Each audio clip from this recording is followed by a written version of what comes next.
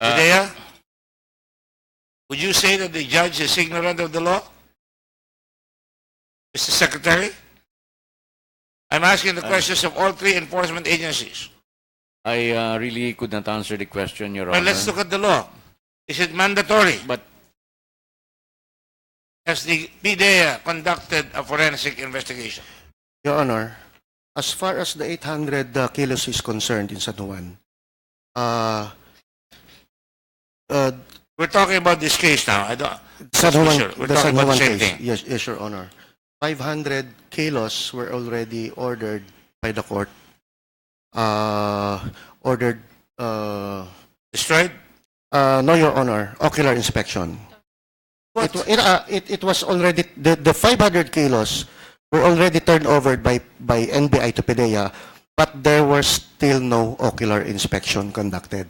So we cannot destroy the evidence without the ocular inspection to be conducted by the court. So the problem is we cannot destroy anything here pending the ocular inspection coming from the court. We already wrote the Supreme Court to expedite the conduct of ocular inspection, Your Honor. But until today, there was still no order for ocular inspection. Mr. Your Chairman, Honor. 500. So, nasaan yung 300 plus kilograms? 900 kilograms eh. Your Honor, it is still with the NBI. The balance about 250 kilos, Your Honor. Bakit tingi-tingi yung turnover? Hindi ba dapat ang disposition lahat PDEA? That's clear. That's clear in the law. Na PDEA yung final custodian noong confiscated drugs. In fact, within 24 hours, di ba? That should have been turned over. So bakit may naiwan pang 250 kilograms sa NBI? Your Honor, yung ating procedure, Mr. Chairman. the total of 560 kilos was delivered to us in 4 different days by order of the court. Let me be very candid here. The law does not allow the court any play here. It says the court shall, within 72 hours, conduct an ocular inspection. If he does not, don't you think, Mr. Secretary, that he is remiss of his duties?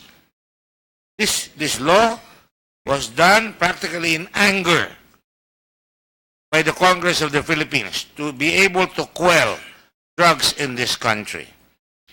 And I don't think the judge has any play. I don't think we have room for drugs that have been confiscated in December to still be loitering around somewhere, could be rechanneled, and I'm not saying it has been, redistributed, could be commingled, redistributed again. I mean, is there anything that the Secretary of Justice should do that just go? I certainly am going to write the Chief Justice of the Supreme Court again on this matter. And I certainly, if I were the Secretary of Justice, put this judge under investigation. Yes, Your Honor. Actually, Your Honor, I've been prodding and I've been wondering why this almost 900 kilos of shabu has not been destroyed. We are very much aware, and we have been guarding this seizure for since the beginning, because we are very much aware that this could be pilfered. As a matter of fact, during our last conference with the presence of the Supreme Court Justice, Maria Lourdes Sereno in Cebu, about 3 weeks ago, I raised this matter to Her Honor, the Chief Justice, that I complained why it was taking so long for the judge to order the Would destruction. you furnish us a copy of your letter? This was in a convention, Your Honor. So About it was three- said in conversation. Yes, Your Honor. I think we could do it, Your Honor. You could furnish us an affidavit that you had this conversation with her? I think so, yes. Yes, Your Honor. I will Would you do. please do that? Because quite frankly, I'm willing to challenge the gods of law. and subpoena this judge even if I know I should not. Subpoena him so that I will create a constitutional crisis where the court will say you have no right to interfere in the Supreme Court, in the judiciary. And I will now say the judiciary is not doing their work. It says here, the law is very clear, 72 hours. And this is not a small matter of small quantities of drugs. This is a large quantity of drugs. The biggest, in fact. The biggest, yes, Your Honor. And therefore, this judge should be brought to the ombudsman right away. I could, Your Honor, I could send you a letter, even under oath, that I discussed this with the Chief Justice just about 2 weeks ago, 2 or 3 weeks ago. Please do. Yes, Your Honor. Because, you know, you and I sit at the Judicial Bar Council. If I had known this, I would have told the Chief Justice right away, because she and I talk about how we can facilitate justice in this country, because our criminal justice system is totally out of whack. And just to give you an idea of how upset I am, it's now 4 months, and we have not destroyed the evidence. We've not allowed the court to inspect it. The court has not inspected it, and we have not proceeded with the case. Almost 10 months, Your Honor. Yes. Mr. Chairman, Go ahead, Secretary, please. inquest proceedings po nangyari rito, ano? That's Kasi may right. arrested eh. Opo, that's So right. talagang 10 months na talaga. Kasi pagka-inquest, dapat nagbibilang na ng 24, 72, 24. So talagang sobrang layo na. If I remember right, it's December 16, Your Honor. I'm going to be Mr. Chairman. I'm going to be very responsible. December 23, I'm sorry. Mr. Chairman, just a quick question. Yes, go ahead. Yung 560 kilos o nasa PDEA, part of it is still with NBI. Is that correct? 258 kilos still with the NBI. Oh, is there anything in the law that says that a seized amount of drugs will be distributed across two agencies? Hindi ho ba dapat laging together yan, laging magkasama? Hindi ho ba medyo kakaiba na may portion in the PDEA at may portion sa NBI? Director De Guzman, can you explain to us very quickly bakit po may portion sa PDEA at may portion po sa NBI? Your Honor, please, considering that we already filed this case on inquest, it's now under the jurisdiction of the court. So So the we court- are waiting for the court to order the NBI, because in the NBI, we have the facility to examine this, just like the FIDEA. So this is allowed early on with our arrangement with FIDEA. Okay, Director, so yung order po ng korte, tingi-tinging ilipat sa PDEA. Your Honor, the court conducts Ocular. the proceedings in the NBI, Okay. and they accordingly inspect the item seized. So the remaining 258 kilos are not yet inspected by the court. Okay, my question. Nahiwalay po ba yung 900 kilos? Bakit nung pumunta yung korte, 500 kilos lang yung nakita niya? Nasaan ho yung 200 plus na kilos? Your Honor, during the inspection, hindi po lahat na-inspect ng judge itong total of 800 kilos. Bakit po hindi lahat? Partially po, kasi there are series of proceedings conducted by the judge inside the NBI po. No, are they physically together? Yes, Your Honor. Never Yes, siya sir. nahiwalay physically. Never, Your Honor, bakit? because it is intact in our forensic chemistry division. Okay. Because we want to protect the integrity of our evidence. Alright, so Director, pumunta doon yung judge, in-inspect niya, pero hindi ho judge yung pumunta. O yung judge po mismo yung I think pumunta. judge po, Okay. kasi doon din nag-conduct ng proceedings. Pumunta po yung judge, nandito sa harap niya yung 900 kilos, pero ang in-order niya ay iilan lang para mapunta sa PDEA. Bakit hindi ho sabay-sabay? Physically together naman po siya. I think, Your Honor, the reason being is the judge inspects the whole evidence, and only 500 something was inspected by the judge. So the rest will be inspected on some other dates upon the availability of the judge. Is that usual, Director, na ititingi-tingi yung isang shipment na nahuli? Normal ba yun? Kasi pag in-inspect ho ba, hindi naman ho yan per kilo na i-inspect, di ba? Pupunta ho yung judge doon, titinan niya, meron na ho kayong papeles nakalagay na this is all shabu, this was all taken in one proceeding. Why was it, bakit ho siya hinati-hati? Your Honor, it's like this. When the judge went there, the per pack, they open it and get sample representative of each pack. Yes. Then that is examined, and that's why. No. That's not procedure. The procedure is for the judge to wait for the forensic examination. That is the procedure. The judge does not examine. All he does is have an ocular inspection. And once the ocular inspection is done, he orders the burning or the disposition of the drugs. That is why it is within the 24-hour period. That is why I will cut to the chase here. Secretary of Justice is ordered to prepare that affidavit, submit it right away post-haste, if necessary today, and if necessary, I'll call another hearing tomorrow so that I can call this judge and institute a constitutional crisis because they are violating the law. I am sick and tired, Mr. President. Ano na oversight dyan? I know. Because, you see, you have judges that issue, and I've already written a letter to the Chief Justice of the Supreme Court. Judges that issue search warrants on people who are in jail who are eventually assassinated or executed. And I've not gotten a reply yet. I have the highest respect for the Chief Justice, and I'm sorry I have to say this. But now, you have already told the Chief Justice that this judge is in control under his jurisdiction of 900 kilos practically of drugs, and he has not done anything after forensic examination has been conducted. He has no play. He has no play. He cannot even taste the drugs. All he has to do is rely on the forensic examination of the PIDEA and then make the order. He doesn't have to go back and forth. All he has to do is inspect it, ocular inspection, what we call in law as autoptic evidence. Isn't that correct, sir? That's correct, Your Honor.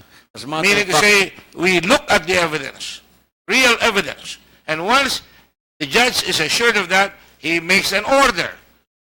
So, based on that, I will get your affidavit. I will now prepare a subpoena be issued with the permission of my colleagues here under the oversight functions and to institute a crisis within the Supreme Court because they are not acting, and that is why drugs are proliferating in this country. People are being killed, and at the same time, Customs is not doing anything after 2 months. After 4 months, the department has not been able to do anything because the judge is sitting on this case. We are not going to tolerate that. I certainly will not tolerate that, speaking for myself. So, the order is made. Yes, Your Honor. For the information of the this committee, our conference with the Chief Justice happened last August 25, less than a month ago in Cebu. And because of the great quantity, Your Honor, of the 900 kilos of shabu that was seized, they were in 1 kilo packages of plastic. And it could fit. It would be not fit the whole table of the Senate. So what was done by the judge is to have a sample of each and every package, but that's why it took too long, and I believe that he went to the NBI on at least 3 times. But however, the Don't you think it's foot dragging? PIDEA told me, Your Honor, that they have some problems with the procedure being taken by the judge, and I believe that the PIDEA could be could explain on the procedure being taken by the Do you judge. suspect foot dragging here? He was on medical leave, but I think it would be, So we medical would like to leave, hear from PDEA, Your Just Honor, want to decide. what they experienced. Yes, Pidea, what is your name, please? With the permission of the owner, sir, may I request the director of the laboratory service to explain on the circumstances about that? And the name of the chairperson of the laboratory services? Your Honor, I am Director Belen Banog from the Laboratory Service. Your full name, please. Belen Banog. Belen Pano. Banog. Pano. Banog. Anyway, we'll get the spelling correct. Please stand up, raise your hand. Sir, I have already... Oh, it's still on the road then. What is your position on the matter? Sir, I'm the Director of the PDEA Laboratory Service. What is your position on the matter? Does the judge have the leeway?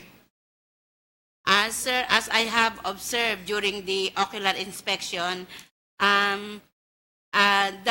decision of the judge is not firm, and they conducted different procedures. There are evidence that they conducted What do you mean by the word ocular? ocular inspection is they have to inspect the evidence as well as retesting by the chemist and getting the representative sample for the purpose of court. Ocular means to inspect by sight. Sir, at site, sir, at the NBI. Inspect on site. Based on the information that the PDEA has already conducted the examination and that they have done it properly. They have the presumption of regularity. Is that correct, ma'am? Yes, Your Honor. And having said that, the law just says the judge goes there, takes a look at it, looks at the drugs, and says, all right, the order will now be issued to destroy the drugs. Is that your experience, or are all judges like this particular judge? Your Honor, our procedure is... I ask you, what is your experience on other judges, if any? Sir, it's different. Different? Yes, sir. Why? What do you mean? They have different procedure all the time na mag-conduct ng ocular is different procedure. There are What are the other procedures? Do they wear a microscope? Do they have an X-ray with them? there are drugs na they conducted retesting as well as reweighing. Are they And qualified to do that? No, the chemist, Your Honor. The chemist is the only one qualified. Actually, sir, I will read you the definition of ocular. Done or perceived by the eye. B. Based on what has been seen. Ocular testimony. 2A. Of or relating to the eye. B. Resembling an eye in form or function. The law says, after the filing of the criminal case, the court shall within 72 hours conduct an ocular inspection of the confiscated, seized, and or surrendered dangerous drugs, plant sources of dangerous drugs, and controlled precursors and essential chemicals, including the instruments, paraphernalia, and or laboratory equipment, and through the PDEA shall, within 24 hours thereafter, proceed with the destruction or burning of the same in the presence of the accused or the persons from whom such items are confiscated and or seized, or his representative or counsel, a representative from the media and the DOJ, civil society groups, and any elected public official. That's all the law says. Are there any internal rules or regulations that has managed to amend the purpose of the legislators? Are you aware of that, Mr. Secretary? We are not aware of that, Your Honor. So in other words, you and I agree, both being lawyers, including the NBI, including the PDEA, including the lab expert here, that ocular means to look at the evidence, correct? Correct, Your Honor. And that should be sufficient. That should be sufficient if ocular inspection is the only one to With be more done, Your reason, Honor. I would respectfully request that you submit that affidavit immediately. I will, Your Honor. Thank you. Can you proceed now? And I hope that judge is listening. And I hope he whisks himself here to explain himself right away. because the wheels are already turning. No wonder the wheels of justice turn very slowly in this country. Napakabagal. Go ahead, please. Yung na-transfer na po sa PIDEA, yes, maybe si Miss Banog can answer. Yung nalipat na po sa PIDEA, hindi nyo pa rin po to sinisira, ano? Yes, sir. Kailangan nyo bang hintayin lahat ng 900 bago nyo sirain yun? Hindi nyo ba pwedeng sundan yung 24-72-24 kapag nasa inyo na po yung droga? As long as, sir, na may court order for distraction. Kailangan namin, sir, yung court order na to destroy those drugs. So may court order na ilipat sa inyo, pero wala pang court order to destroy. Yes, sir. Pero sa batas, nakalagay 24-72-24. Hindi ho ba automatic dapat yun na kapag nasa inyo na, sisirain nyo na within 72 hours? Kailangan pa rin, sir, ng court order based sa law. Okay. So in short, nagtagal po ito. Yung dapat 72 hours, naging 10 months. Tama ho? In fact, hindi pa nga tapos kasi hindi pa po nalilipat lahat. Yes, sir. Okay. Kitchen judge, di po ba? Secretary. Your Honor, the last hearing on the destruction was July 17.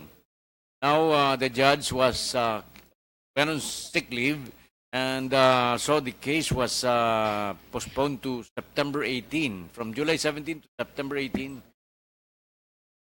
for 2 months. But on September 18, the case, the hearing was postponed because the judge was still not in, and he will be coming back now on September 28.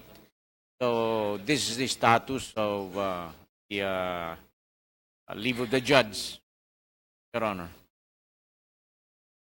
You know, this is one of the reasons why it's so difficult to be in government. No wonder people lose their trust in government, and no wonder shortcuts are being taken. Can you please proceed? Bilisan mo lang, ano? Yes, Your Honor. After the sending of subpoena, yesterday, the preliminary investigation was conducted. Respondents Kenneth Dong and Irene Maytated already submitted their counter-affidavit. Respondents Chen Min and Juming Jun, the Taiwanese, as well as Manny Lee, failed to appear, and they are considered to have waived their right to submit the counter-affidavit. As for Respondent Mark Taguba, T.J. Marceliana, and Richard Tan, including Fidel Anoche D, they were given until March 25 to submit their counter-affidavit. Rather, September 25 to I submit thought you their said counter. March. September 25, rather. Thereafter, we will terminate the preliminary investigation. And when the moment the judge, the case is filed, the judge will allow the forensic examination has already been conducted. Am I correct there, Pidea? Tapos na po ba yan? In this particular case, ito na yung sa Valenzuela. Konfirmado na po na lahat yan ay mga droga. Yes, sir. This was, these 500 kilos were examined by the NBI Forensic Lab, sir. The 100 kilos was already finished by DEA. Bakit po ba nagdi-divorce palagi dyan? Bawal po ang divorce sa bansang ito. Kung yung dinidivorce yung droga, 500 sa NBI, 100 sa kabila, talaga binibigyan natin ng excuse na mag-put dragging yung mga judges. Can the NBI, can the director please, Secretary, can you please sort this thing out? Dapat, sa law naman yan, PIDEA dapat yan Actually, Your Honor, I think it's PDEA's call under the law. Mr. Chairman, legal question. Yes. Would it affect the chain of custody? Kasi ang daming nadidismiss na mga drug cases sa Section 21, I believe, na chain of custody. Kasi kung hiwa-hiwalay ang custody, baka mag-suffer yung chain of custody, ma-dismiss yung kaso. You know, just for the record, Mr. Secretary, I was talking to a judge last night, a lady judge. And I said, ang nahuhuli nyo ay maliliit. Paano yung mga pusher?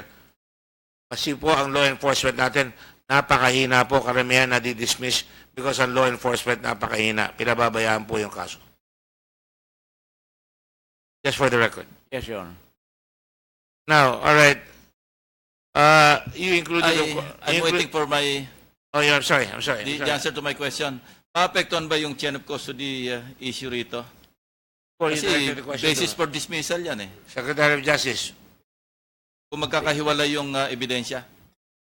Actually, it's very probable, Your Honor. As a matter of fact, even at the beginning of this 605 kilos, many in the law enforcement personalities have already said that parang patay na yung kasong yan because of the chain of custody.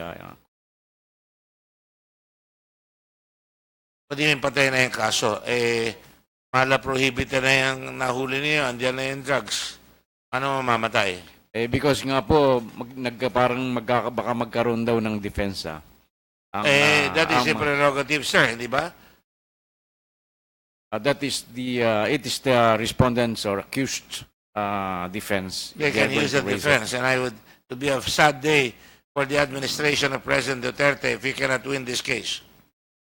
Well, that's correct, Your Honor.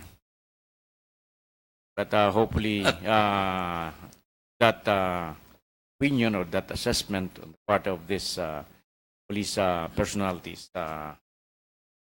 could be salvaged still.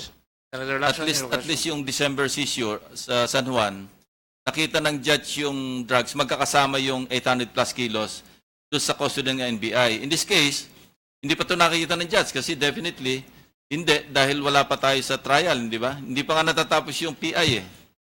That's right, Your Honor. Magkahiwalay na yung droga. So, malamang sa hindi, ma-dismiss na nga itong kasong to. Wala pa Hindi man. naman. I mean, I'm sorry. No, but that's why I'm asking that legal question because the Secretary of Justice, no less, is a resource person. So, trying to look for solution here. So, in future confiscations, in future operations, correct yung mga mistakes na ganyan. I just don't want the lawyers to think that they can get away with it, Senator Lacson. By giving them that excuse. I don't think it's an excuse.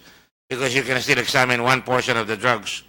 And no matter if they examine 500 at not properly collected, John, or you 100, you still have a case. Is that correct? Hopefully, Your Honor. And, you know, is your question been answered? Answered by the Secretary of Justice, but contrary to the opinion of the chairman. Mr. Thank you. Chairman. The PDEA, Your Honor, has something to say about this. Yes? Bidea? Your Honor, yung 604, ang nangyari kung bakit yung 100, yun yung napunta, yan yung kininto ni Director Wilkins Villanueva. Sa 100, natapos na namin lahat yung pag-file kay Fidel Anuchi Day, Section 11 at 29165, sa Branch 284. And as of yesterday, mayroon ng court order for destruction, Your Honor. Meron ng court order for destruction. Yes, Your Honor. Mukhang mabagal ang NBI, Secretary. That's under your department. Congratulations to Bidea then. May I refer this to the NBI people, what they'll be doing with the other portions of the drug. Sir, actually, Your Honor, the 500 kilos are intact with our forensic chemistry division. Corresponding examination was already conducted by the NBI, and we already referred the matter the DOJ for each disposition regarding the... Pero mas mabilis pa rin ang PIDEA, ganun ba? Mr. Chairman, clarify ko lang sa PIDEA, which court ordered the destruction? Wala pa nga sa korte. Valenzuela. Nasa PI pa lang, sinong judge ang mag-order ng destruction? Pinailan na nila Branch 284, Your Honor. No, but they filed the case with the DOJ. Sinong judge ang mag-order ng destruction kung wala pa yung filed case? Let me clarify.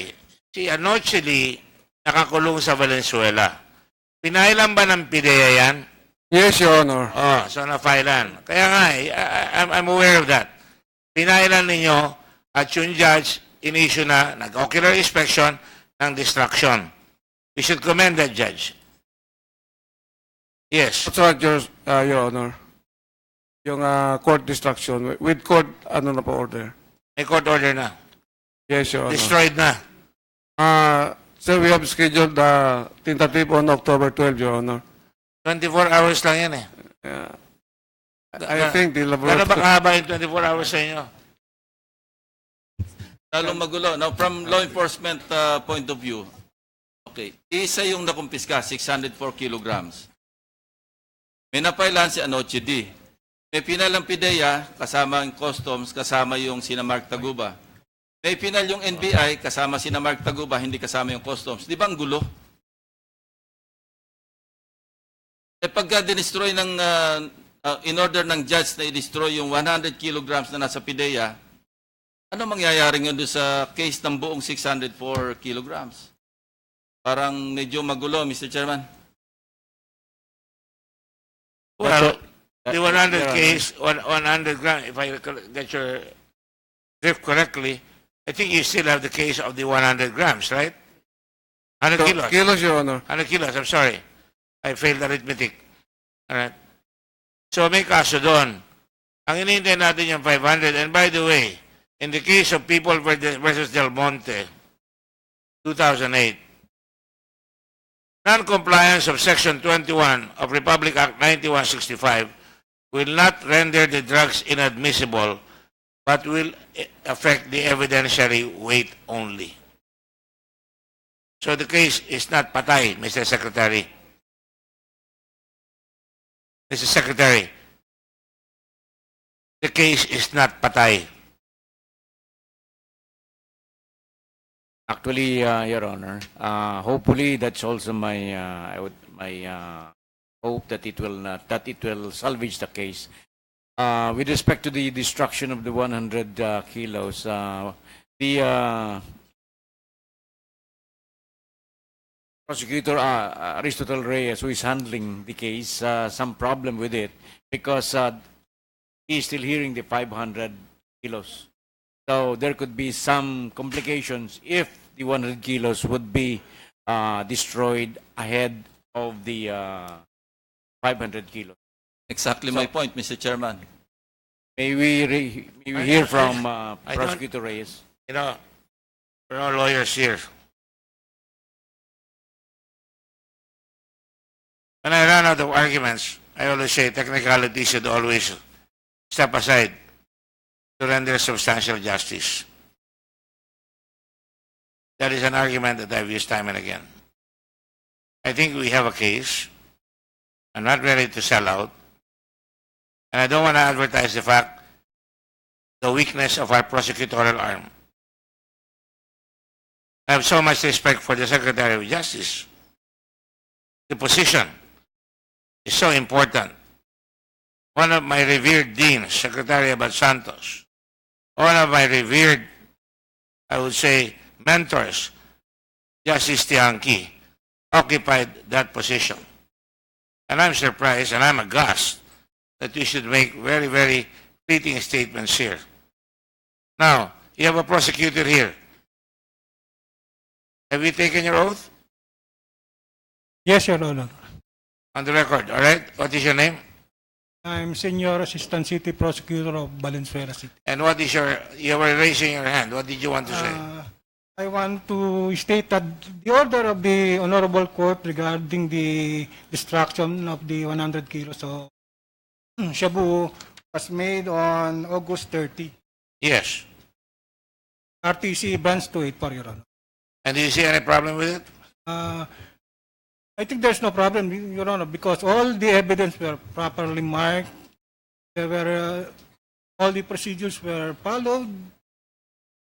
There was an ocular inspection done by the court in the presence of the accused. And besides, Your Honor, the 100 kilos were part of the delivery, Yes, Your Honor. separated from the 500, correct? Yes, Your Honor.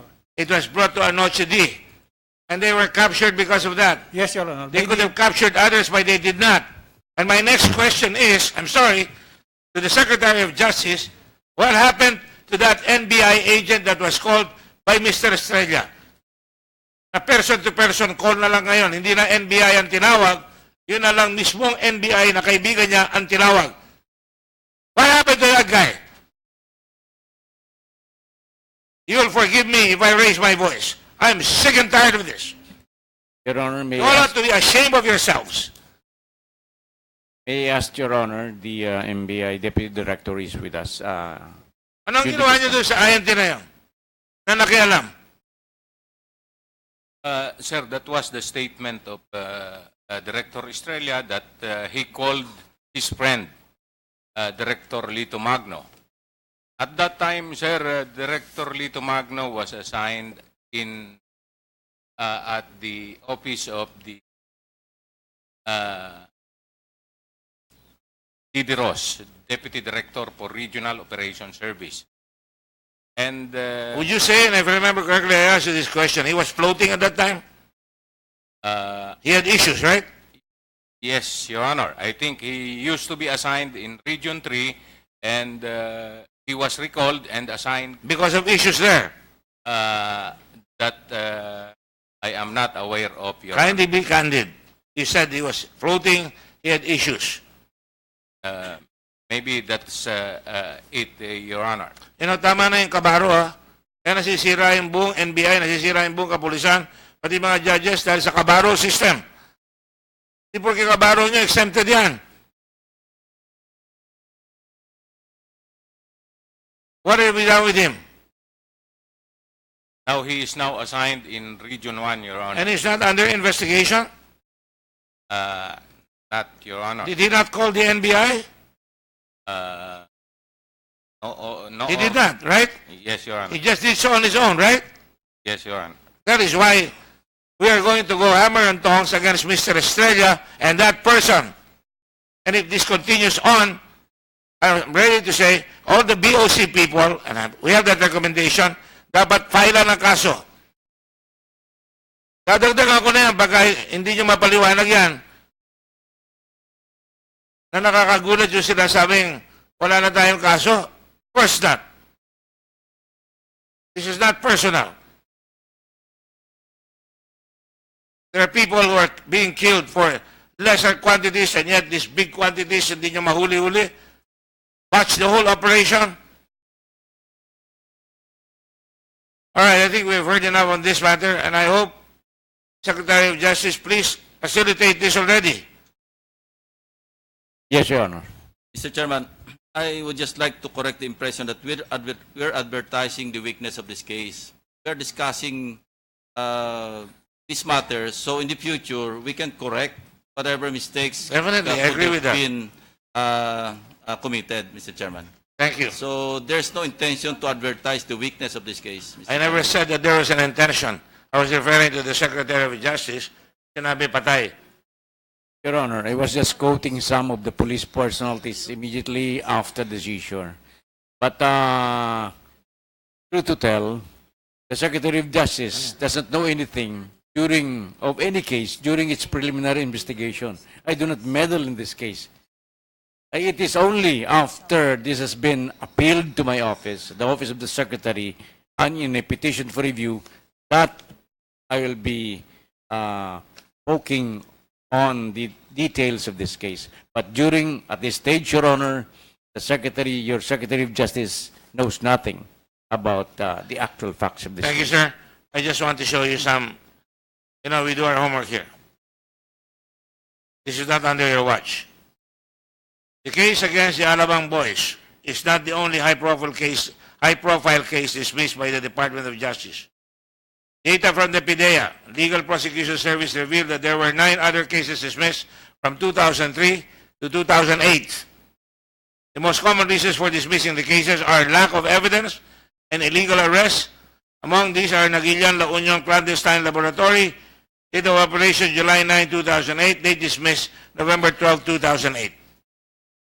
Already the biggest haul of illegal drugs in the country, the Cebu Laboratory, was raided and evidences were hoarded into 6 trucks for investigation. Evidence was found included burners, 24 LPG tanks, 52 cauldrons, 80 sacks of soda, potassium hydrate, 79 bottles of iodine crystals, 15 barrels of phosphorus, 65 boxes of ethanol and other items suspected to have been used to manufacture shabu. An estimated 180,000 kilos of shabu, or equivalent to 1 trillion pesos can be manufactured with these materials.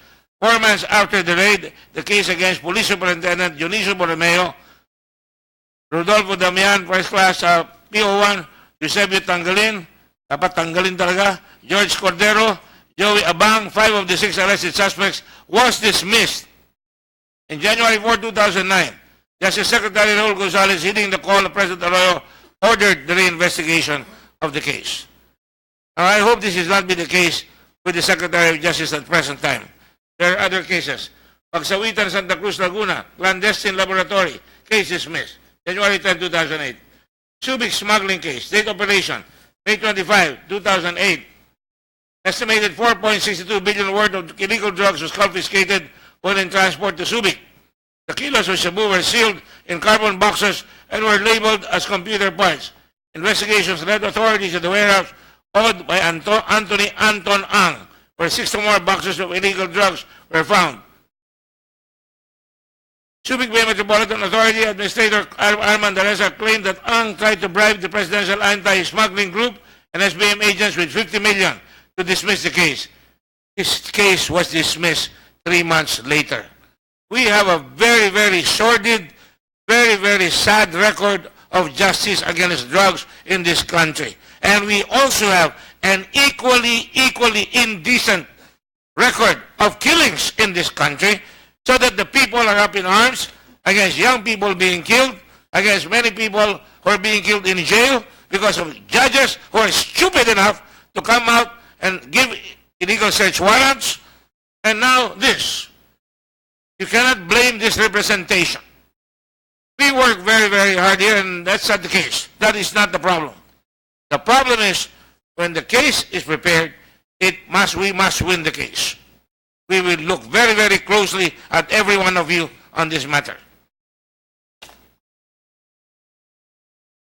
Let justice be done, though the heavens fall. Yes, Your Honor. Let me now go to the BIR. Under the system in the Bureau of Customs, Your Honor, and thank you for coming this morning.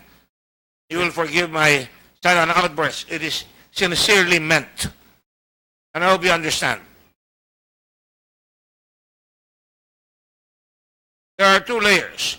Bureau of Customs collects the taxes from duties and tariff. In this particular case, they have crossed the line. They even went to drugs. Now, some of these people are here. Mr. Taguba is here.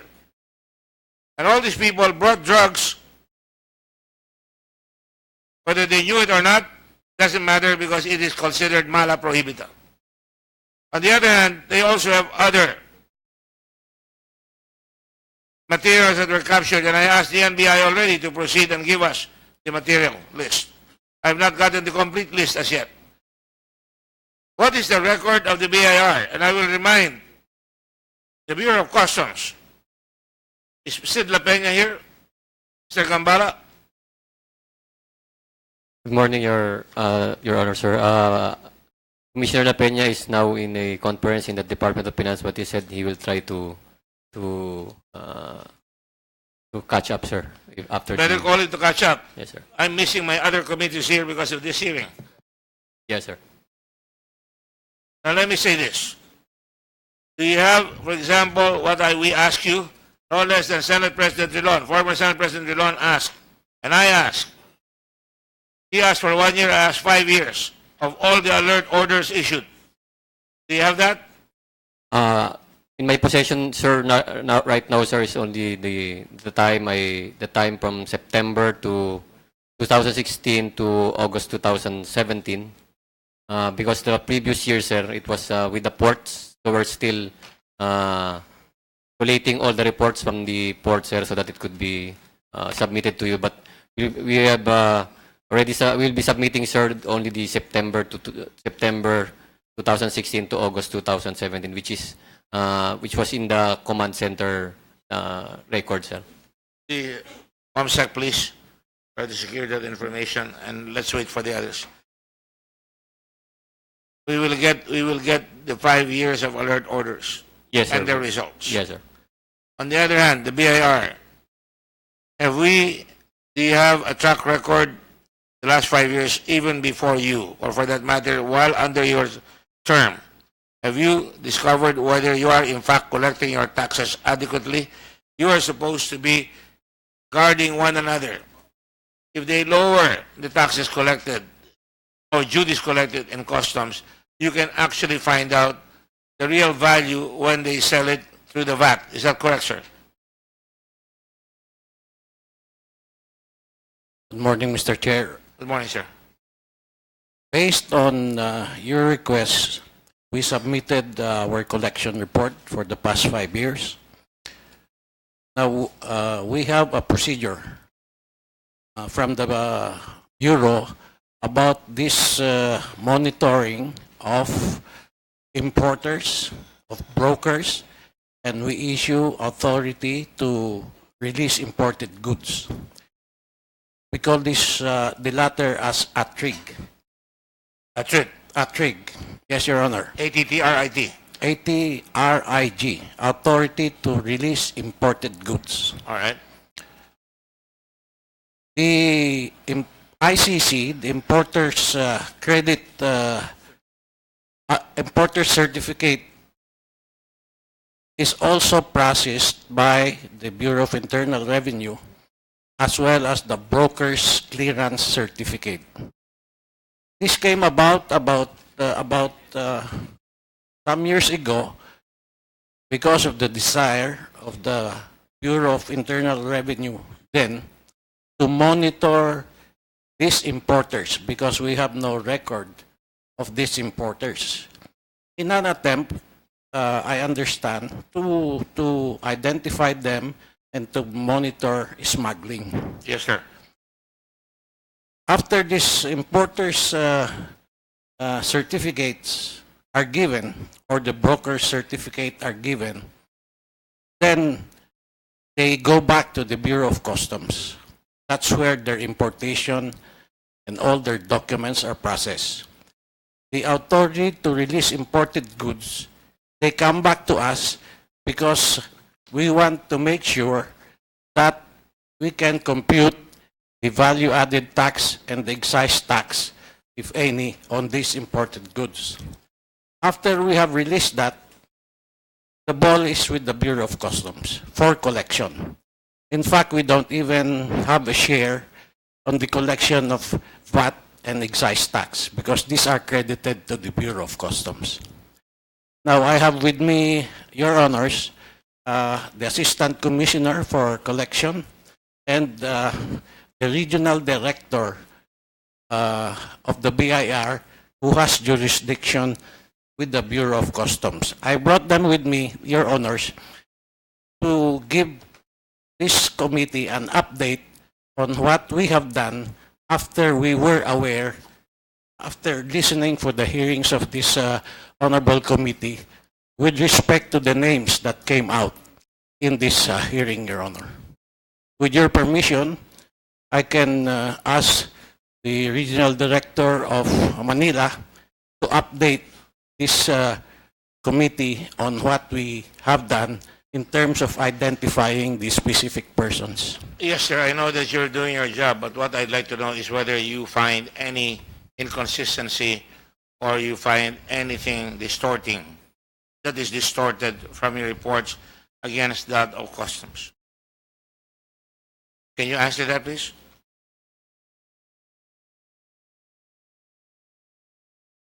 Your Honor, I am Alfredo Misahon of the Collection Service of the Bureau of Internal Revenue. You have taken your oath? Not yet, Your Please stand up. State your name and position. Can you talk to the microphone, please? I am Alfredo Misahon of the Bureau of Internal Revenue. Alfredo Misahon. OIC Assistant Commissioner.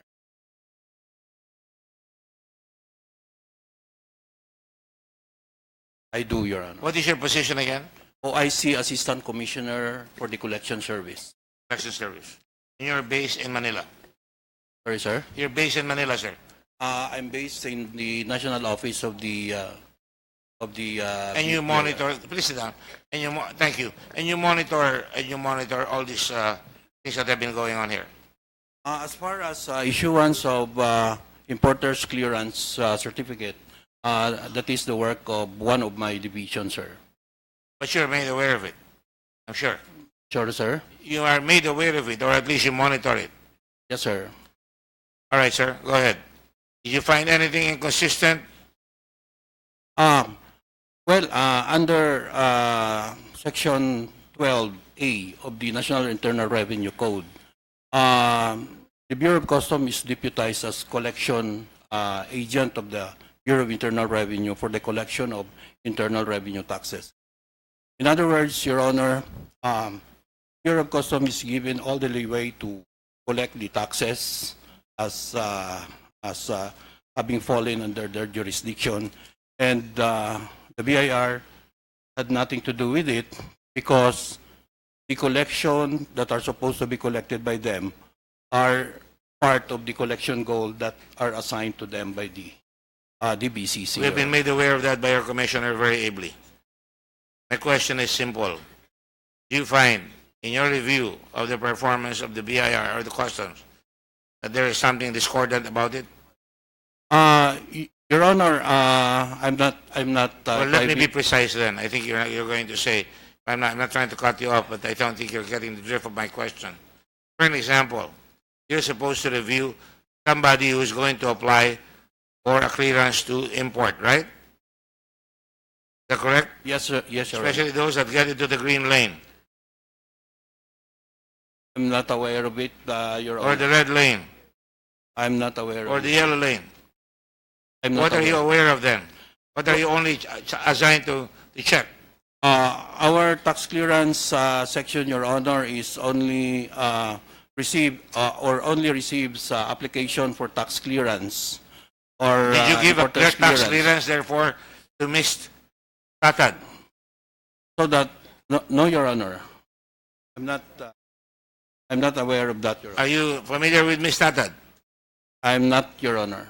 Ms. Tatad is a sole proprietor, and she was able to get clearance from customs to import a lot of stuff, a lot of containers, and including the drugs that were brought in.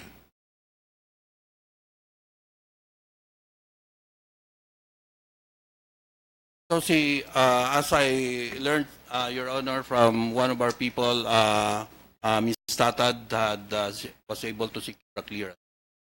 And who was that who issued the clearance? It's the Office of the Accounts Receivable Monitoring Division, or ARMD. Mr. Commissioner, I don't think I'm going to be able to get much from your witness here. I just want to know, if you are your office here, one of your offices are assigned, kasi sa atin kung ito mga mag-i-import ay may kakayahan at nagbabayad ng sapat na buwisyan para mapayagan makapag-import, eh dapat alam nila na ito si Ms. Tatad ay nagre-review for school teacher. At siya ay single proprietorship na pumasok siya sa green lane na hindi siya isang korporasyon na yung pinasukan niya ay dapat ma-inspeksyon kung talagang tutusin dahil galing ang goods sa China at napakarami niyang ini-import. Tama po ba yung sinasabi ko? Well, yeah.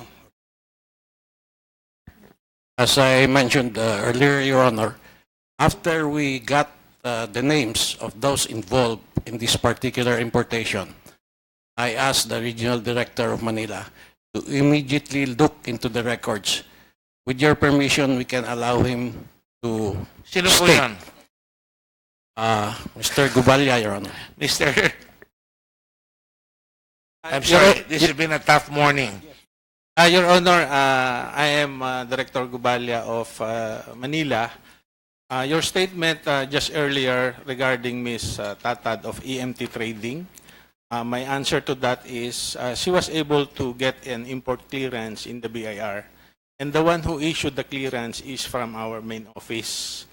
Right now in Manila, wherein I have jurisdiction over the Port of Manila, when this hearing came about, I proactively get all the names. Actually, all the players here, I have already some data against them. So I'm very aware that Ms.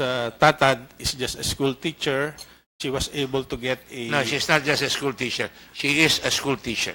sorry for she's a school teacher, and then Just got her license. license last year, 2016. And then her first import, according to our data, which we got from the Bureau of Customs, arrived April 2017. She imported general merchandise, assorted textiles, and In the amount of 195 million. 195 million. And did that send off bells and whistles? Di ba nakakagulat yun? Sabi mo nga, school teacher siya. Pero sir, Single proprietorship, 195 million ang ini-import niya. Your Honor, we just came to know about this. Sa Bureau of Customs lang din namin kinuha yung data. Kasi ang nasa data po lang namin, siya ay na-issuehan lang ng to import. Di ba chinecheck yan, Mr. Gambala? Paano siya mapupunta sa Green Lane kung gano'ng kalaki ang ini-import niya?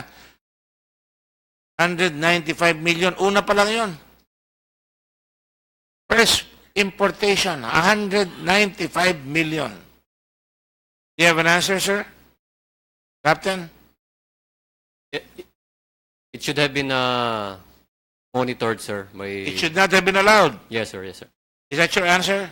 It should, as far as if you will evaluate her standing, sir, if she had been evaluated properly, sir, she should not. It should have been raised a red flag already, sir. It should not have been allowed. Yes, sir. Certainly not in the green lane. Yes, sir. Certainly not in the yellow lane. Yes, sir. And maybe not in the red lane. In the first place, sir, should not have been allowed to import, sir. You should not be allowed to import.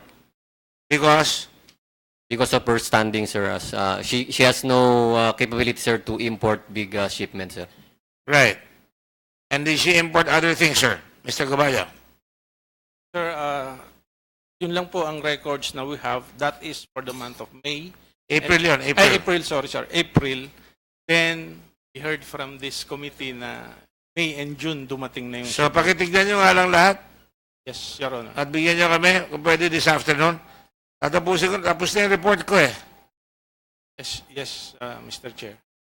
Eh, ito sila, si TJ Hooker. I mean, TJ, I'm sorry, that was one of my movies when I was a kid. TJ Marceliano. Ano nalaman nyo sa kanya?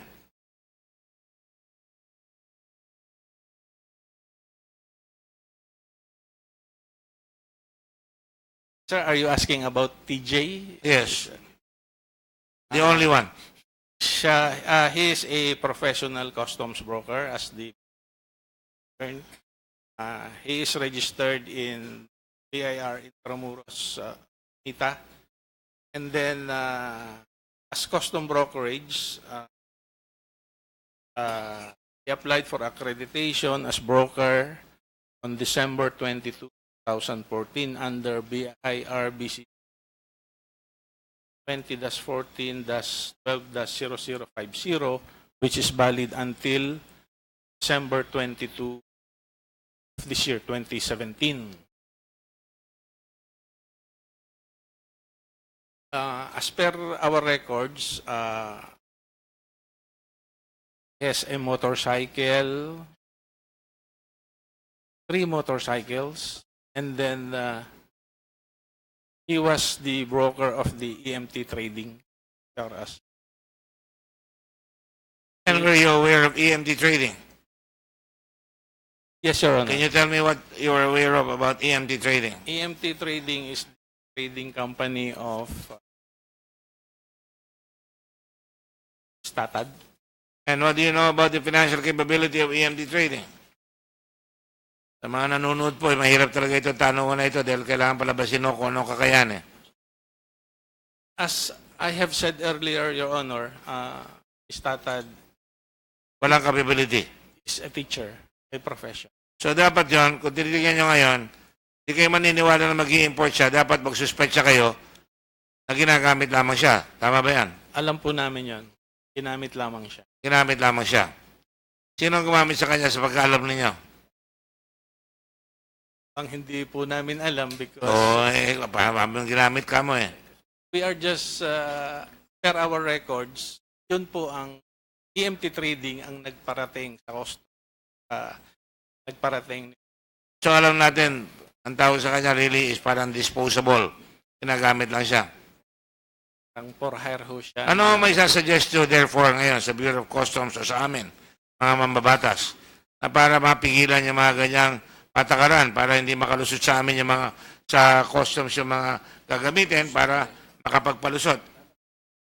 Your Honor, even before, we are always asking the Bureau of Customs, magkaroon po kami exchange of information to give us all these importations so that we can check on our records kung saan po dinadala ng mga nag-i-import itong mga goods na to. Kaya nga po, nag-issue po ng LOA, si Ginoong Peldon, binigay kay Estrella.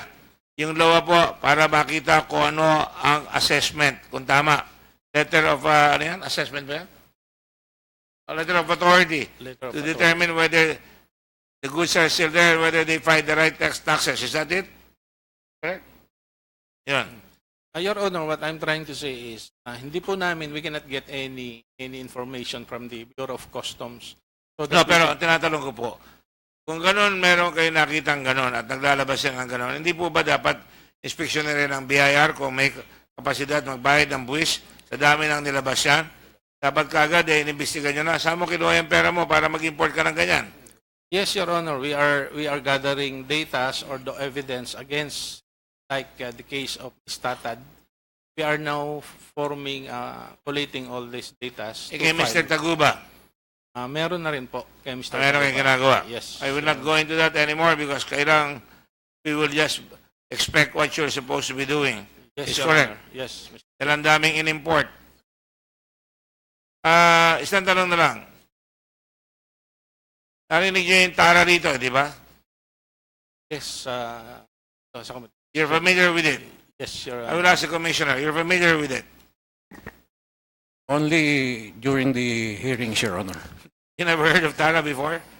The Friday... Frankly, no, Your Honor. All right. Having said that, umaabot, according to Mr. Taguba, ng 27 million ang binibigay niya tuwing Biyernes. Tama ba yan? No. Million. Nandito si Mr. Taguba, Chairman. Do you confirm 27 million yung payoff mo?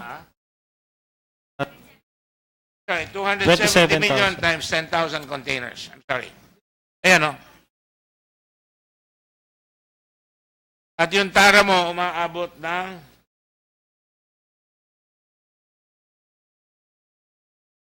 27,000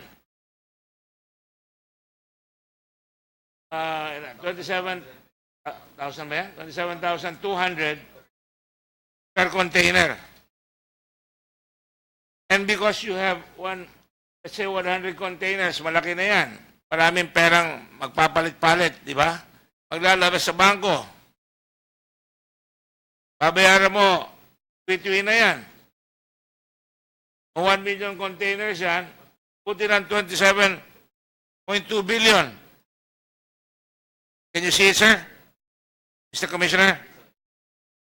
So, hindi ba tayo magtataka na saan napupunta, saan galing yung perang binabayad dyan? Precisely, Your Honor. We would like to get a closer coordination with the Bureau of Customs because we come to know about this only after the fact. For example, this importation of 60 point Well, sir, you're in the finance team. Tama nyo si Secretary Dominguez, and happy birthday to him the other day. We were in the dorm together. Good man. But I would tell him, I am sure you would tell him na kailangan magkaroon kayo ng coordination. Yes. Yes, Your Honor. Absolutely. Ganyan kalalaki ang pera lumalabas sa isang tao pa lamang. Ang dami-daming player. Sinabi na ni Senator Lacson, ang dami-daming player. Mr. Chairman, Yes. if I may, I think there's a unit in the Bureau of Customs, and siguro si Attorney Alcaraz can help me out on this. Pero yung post-audit, what's the particular name of that unit, of that outfit? Post-audit entry. Good morning, Mr. Chairman. Good morning. Senator. The unit is the post-entry audit group. Post-entry audit. Ito yung nagko-coordinate sa BIR kasi chinecheck kung yung lumabas sa customs, nagbayad ng tamang VAT at saka kung saan napunta, hindi ba? Yes, yes. That is correct, Mr. Chairman. So, with a closer coordination between the Bureau of Customs and the BIR through the post-entry audit, pahagip nyo ito yung mga importation na hindi dapat nakaka-capture. Correct po ba yan, Attorney? Yes, Mr. Chairman. That's correct. PIR? Talaga naman meron ganun eh. We just Kaya nagtataka ko sa inyo, hindi siya sabi. Talaga meron ganun.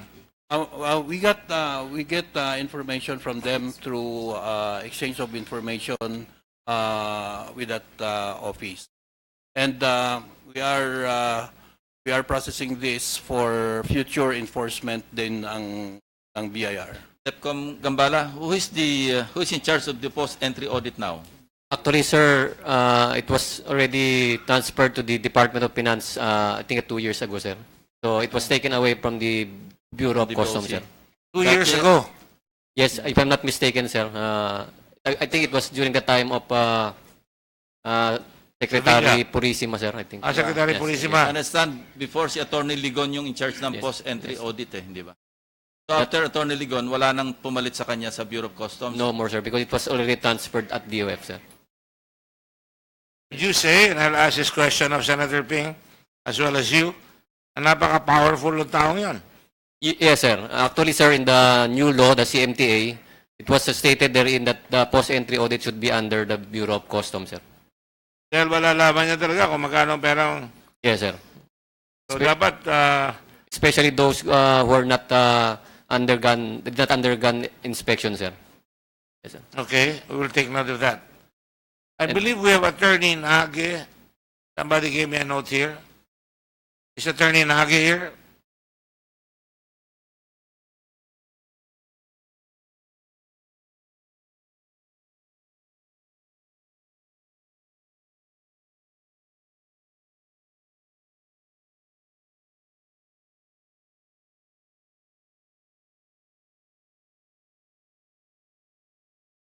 You know, I've been receiving complaints from other people, especially from the Customs Brokers Association. And I thought that somebody should come here. You are a professor of, before you speak up, you want to speak up here right now? Good morning, Mr. Chairman. We were invited even previously, Your Honor, but we never been asked questions. So, I'm sorry, that's because and- ang dami talaga ang tinatanong. Pasensya na ho kayo. and for the information of the body, I've already took my oath last time. All right, Mr. thank you. Chairman. Attorney Nagy, you're the president of the Chamber of Customs Brokers Incorporated, and that's why we invited you. Because nga,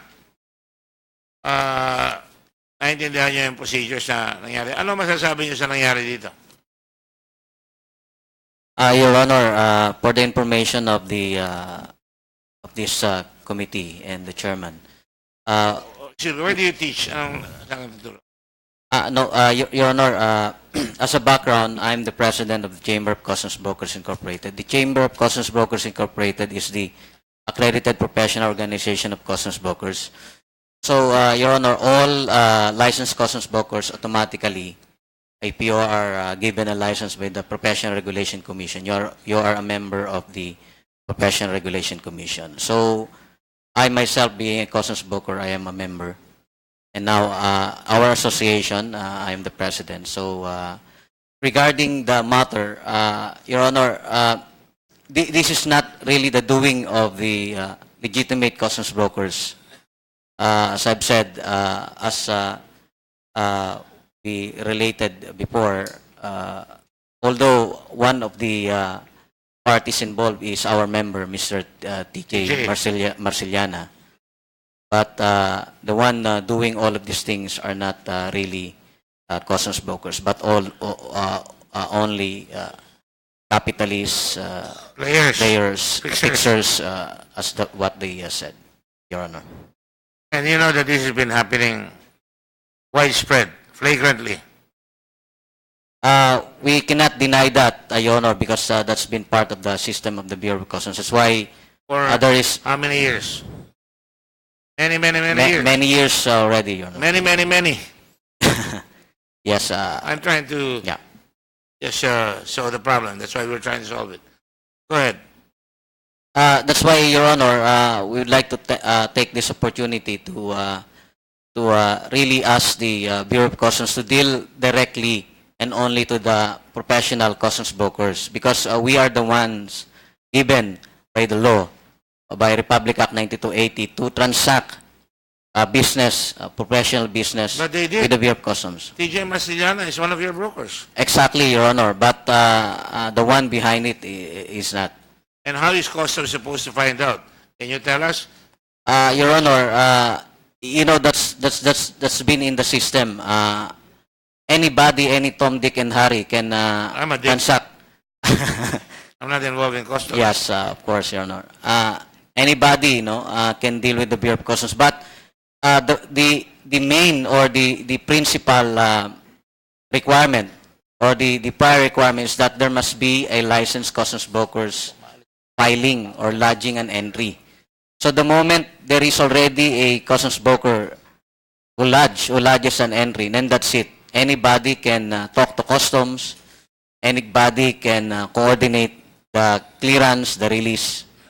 Not necessarily only the licensed customs brokers. But the requirement is that in order for you to lodge an entry or file or register an entry to release, to facilitate the legal release of the shipment, you need a licensed customs broker. That's why one of our members, Mr. TJ Marceliana, was in the system. I'm aware that you're licensed and that's needed.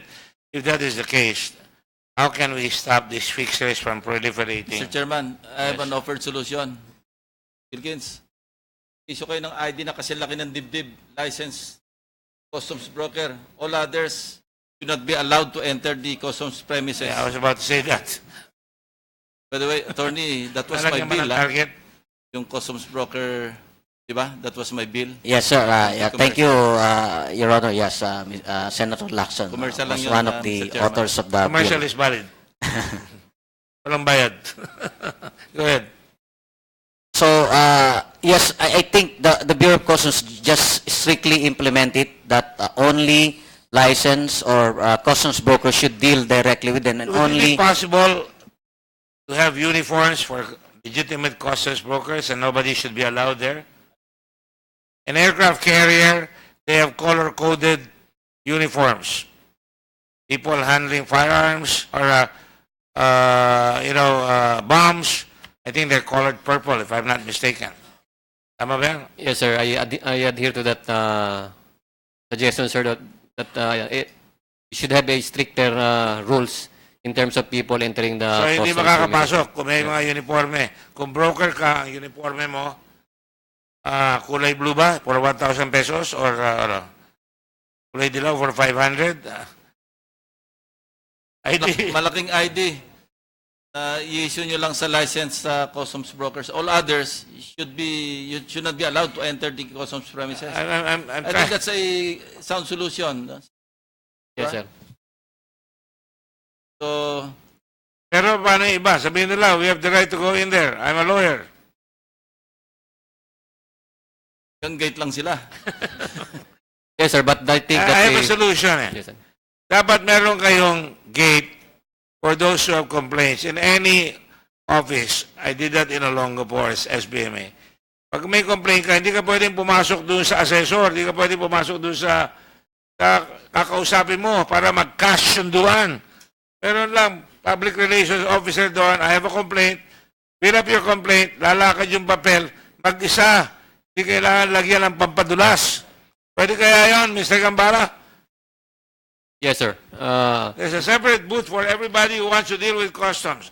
Di pa papasukin. Kung papasok yun, dapat nakalag, malaking tag para makapasok, para at malalaman kung sinong pinuntahan yan. Okay sa iyo yun, Freddy? Attorney Lagi? Yes, Your Honor. The suggestion of the chair a while ago that maybe customs brokers or all our customs representatives, because, Your Honor, we have customs representatives or customs brokers representatives who are facilitating from one or clearing or doing all the administrative or step-by-step procedure from one customs officer to another. Trying to facilitate this, which I'd like to listen to the So how can you minimize or even eliminate human intervention? Pwedeng para sa Singapore, di ba? Wala na. Babayad ka nila sa bangko, pwedeng online nga lahat eh. Your Honor, that is correct. I think that is timely because we have now the Customs Modernization and Tariff Act. I think that is the objective, sir, to really computerize, automate everything. No more All face-to-face. transactions are computerized. Yes, From Your Honor. attachment all the way hanggang sa release. Of course, Yes, Your physical Honor. na yun. Pero lahat ng walang intervention ng ang human beings doon sa transaction base, di ba? Ang human intervention na lang, yung pagka yung driver na lang ng lorry, di ba? Yung i-clear na lang po. Hindi pa rin ng 200 pesos sa gate yun.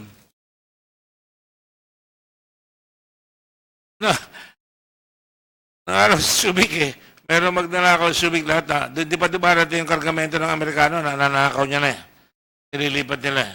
Sabi niya, habang tao anahan dyan, pag aso na, hindi ko na mababayaran yun. Pero pag tao, kaya kong kausapin. Is that the problem? Yes, it has been proven in the past, Your Honor, that because of face-to-face or human intervention, doon na po nangyayari yung kalokohan. So, the objective really of the automation or the Customs Modernization and Tariff Act is to eliminate all of this manual processing, so or face-to-face transaction.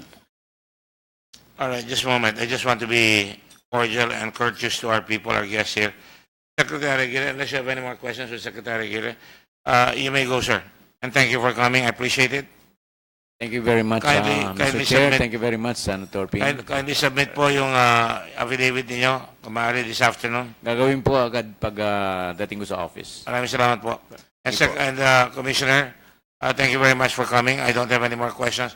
I just want to ask you to submit your suggestions to us on how you can better raise the taxation and capability because kawawa naman yung tao, kayo rin naman niningil eh. Magdadagdag kami ng buwis, pero kung makukuha natin sa customs at saka sa VAT dyan, malaking bagay, hindi ba? Yes, Your Honor, thank you. And I also I got the calling card of Mr. Attorney Inage. I'd like to sit down with him, especially on the matter of broker's certification, so that we can coordinate how to improve.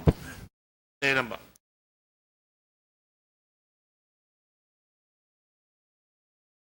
I'll send somebody, a representative here. And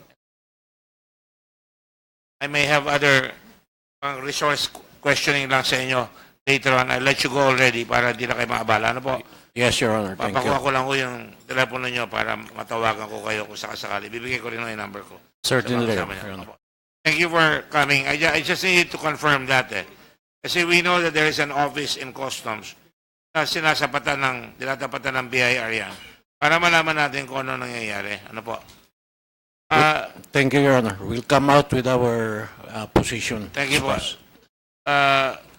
With the request also to the Department of Justice, pakibilisan nyo lang.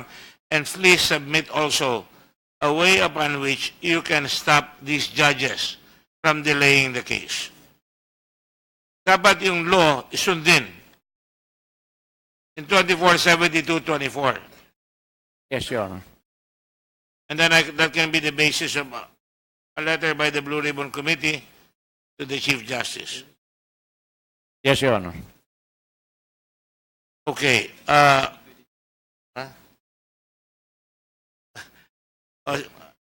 There is a request because we have liquidity problems. I will also have to go where Senator Lacson is going, not because he's my type. Permission to leave, Your Honor. Please go ahead. Thank you. Attorney Nagi, mamaya ako na kayo tatapusin, ano? Please stay put lang, sandali lang kami. Ano po? Session is suspended for a few minutes.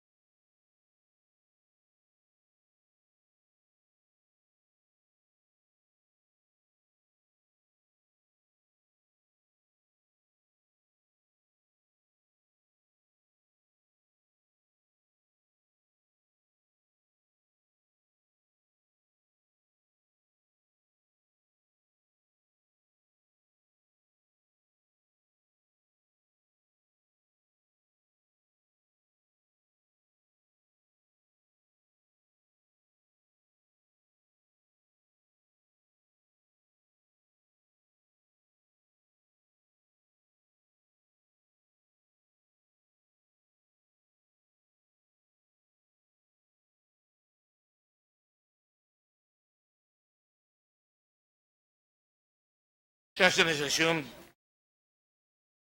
I have the. I quite agree with Senator Lacson when he said that in Singapore, Singapore are perfect practically. And just to give you an idea, Shanghai has 36.5 million containers. Singapore has 30.92 million containers. And Shenzhen has 24.20 million containers. If you go down the line, the Philippines has only 4 point, ano sabi yan? Number 35, 4.23 million containers a year. And this is 2015.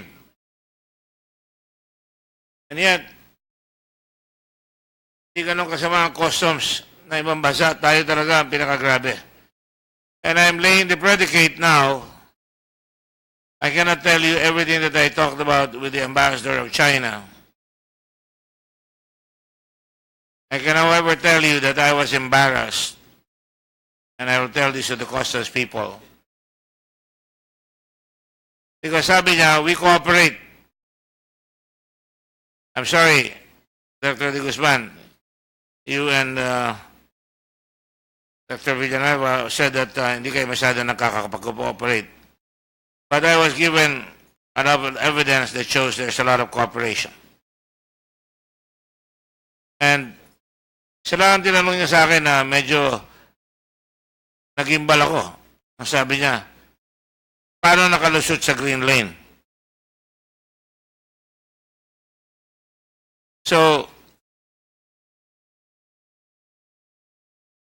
sinabi ko rin yung nagbigay sila ng ebidensya sa atin, pero sabi niya walang Pilipino. Sabi ko may Pilipino sa Chile at meron pang iba. But anyway, I can go on and on, but I don't want to on that. But I found out that there was a protocol that was signed as early as 2000 and October 30 October 2001.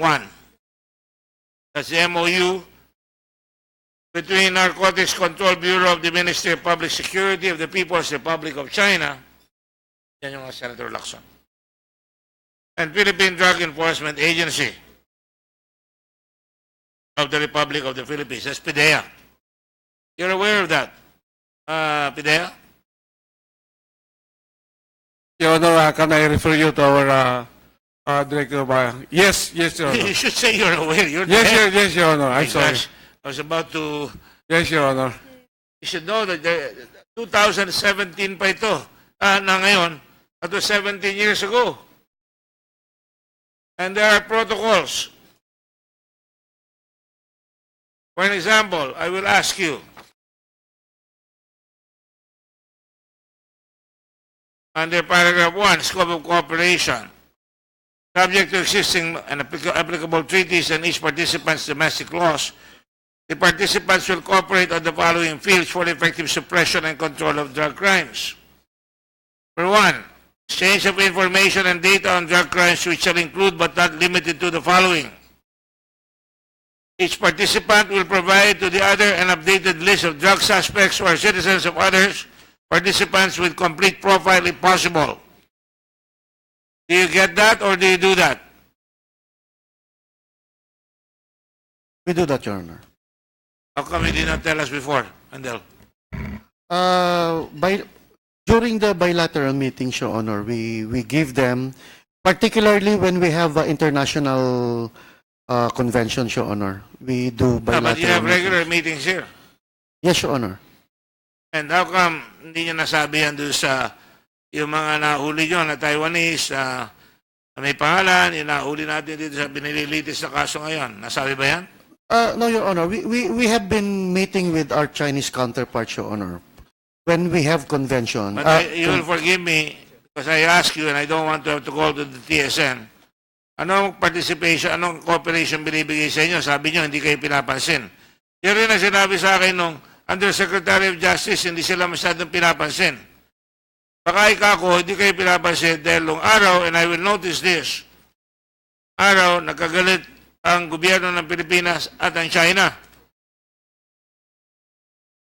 Your Honor, we do communicate with our counterpart, but they don't give us the official answer.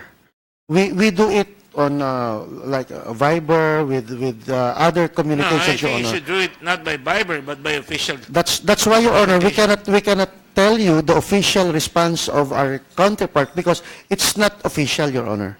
And that's why we are telling you that we are waiting for their official answer, Your Honor. This is official. Yes, Your Honor.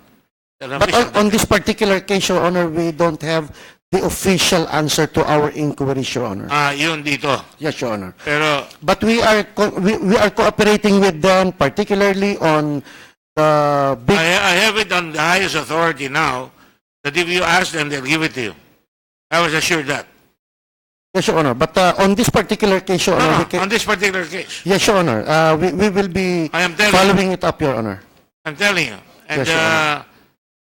in fact, we develop a very good relationship with each other. Each participant will provide to the other the profile or status of any arrested drug personality who is a citizen of the other participant for the purpose of conducting further investigation in the latter's country. I think you should take advantage of this. Don't you think so? Yes, Your Honor. Are you speaking as director now, or Yes, Your Honor.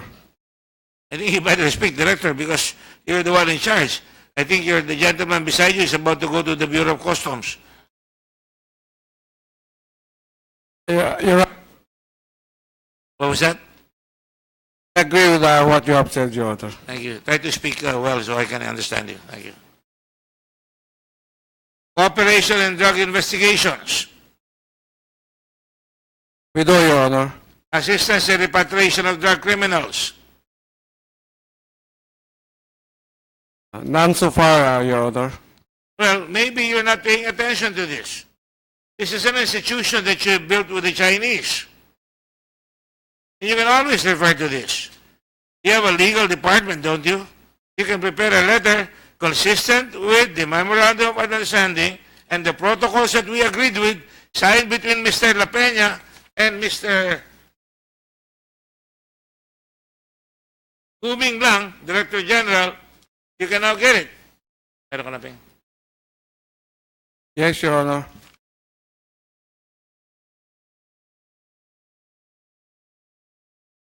So I'm making you aware of this. Yes, Your Honor. Ang Senado po, hindi po kami uupo dito at tatanggapin namin ang lahat ng kabuktutan, lahat ng katamaran at lahat ng hindi ginagawa ng gobyerno, including judges, including PIDEA, including NBI, including Bureau of Customs. Kaya kami lumalabas dito. Ano po? Yes, Your Honor. Kaya gawin nyo rin po yan. Ano po? We will do that, Your Honor. Ang sasagutin nyo lang dito, opo, gayon, gagawin na po namin kung hindi nyo pa nagagawa. Opo. Yes, Your Honor. Thank you. Mode of cooperation. The participants will cooperate with each other. Para malaman ng publiko ito. Under the protocol and designate working level, focal points, and determine specific measures for cooperation by frequent consultation. Paragraph 3. Whether, dito yung sinasabi natin. Meeting. The participants will hold when practicable annual meetings or whenever necessary. Take note, or whenever necessary. In any case, specifics such as the date, venue, attendees, and agenda of the meeting shall be determined by the participants with prior consultation. Yes, Your Honor. Thank you. Exchange of experience. Participants may send their narcotics investigators to the other participants for training or research. Specifics such as the training date, location, trainees and training or research subject will be determined by the participants with prior consultations. We do that, Your Honor. In fact, by October 14 to 28. I'm aware of that. You're going to have a big exercise. Training. Yes, Your Honor. We do our homework, you know. Yes, Your Honor. Each participant will bear the participant's own expenses. Yun ang masakit. Eh, pera naman kayo siguro, no? Huwag kayo magpapapadala doon. Huwag kayo magpapahingi ng pera sa kanila. Will bear the participants' own expenses for cooperation, investigation, regular meetings, or trainings unless any other arrangements are agreed upon within the participants and consultation. So you should ask that in your budget. Nagbabudget tayo, humingi kayo ng pera para kaya nating harapin na hindi tayo makikiusap. Na hindi natin tatawagin si Kabise. Alright? We will do that, Your Honor. Thank you. Paragraph 6, confidentiality. Hindi ko na sabihin yan. Bigyan kita ng kopya. May kopya ka ba nito? We have, Your Honor. Oh, nasaan? Saan? The copies are with the Director for Legal and You're Prosecution like Service. Pertona. You have a lawyer on the side, a lady lawyer who wishes to you.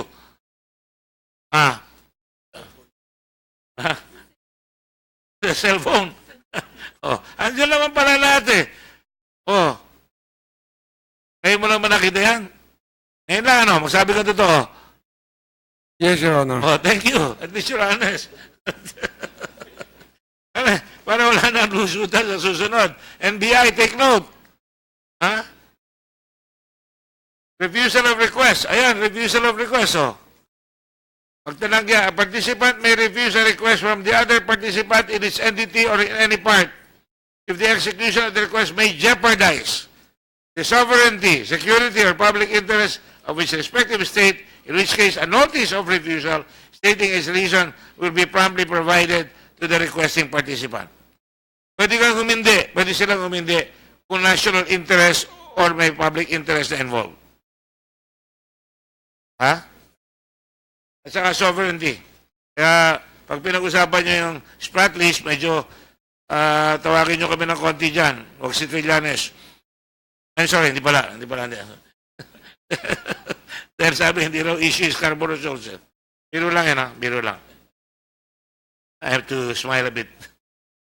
Any dispute arising from the interpretation, application, or implementation of this protocol will be settled amicably by consultations or negotiations within the participants through diplomatic channels. Effectivity, this protocol will come into effect on the date of its signature. The protocol will be effective for 5 years and will be renewed for similar periods unless one participant officially notifies the other participant. To diplomatic channels of its intention to suspend or terminate this protocol. In such a case, the protocol will remain valid until 60 days after the date on which one participant receives an official notification from other participant expressing the desire of this latter to suspend or terminate the validity of this protocol. Now, to your knowledge, and I'll talk to Mr. Villanueva, Wendell, did you ever use this protocol at any time? Yes, Your Honor. Oo naman. Sir, our Director General has signed that document, and he was always telling us that we have the protocol. And my question is, have you used it in writing? We wrote them, Your Honor, in formal. We formally wrote them, Your Honor. I will take your word for it. Yes, Your Honor. We formally If you don't wrote want me to them. take your word for it, I will ask you to give me the letters that you've sent. Yes, Your Honor. Okay. We will be, Your Honor. That's right. If you don't want me to take your word for it, You can take my word, Your Honor. okay. Kasi sabi ko lang eh. All right, yun, sir. All right, yun, Your Honor. Thank you. All right. Termination of this protocol will not affect the implementation of any ongoing activities or projects unless both participants wish to decide otherwise.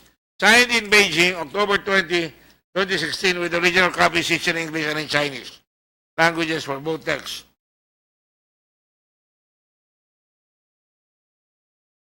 This was signed in 2001. Correct?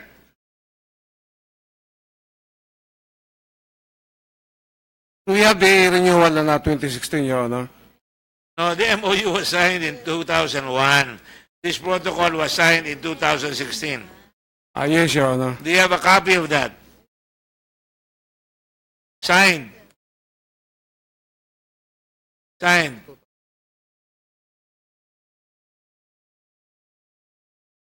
Will you please tell me what the nice lady is telling you? With the permission of the chairman, may I just refer to the lady for the para sila makumpleto na yung ano. Chance. First time ka. Prima para ka eh. Chance. Pero next time, hindi na pwede yan. Ha? What's your name? Attorney Zarina Aquino. Attorney? Zarina Aquino. Garila. Zarina. Zarina. Ang ganda naman ng pangalan mo. Zarina. Okay, raise your right hand, please.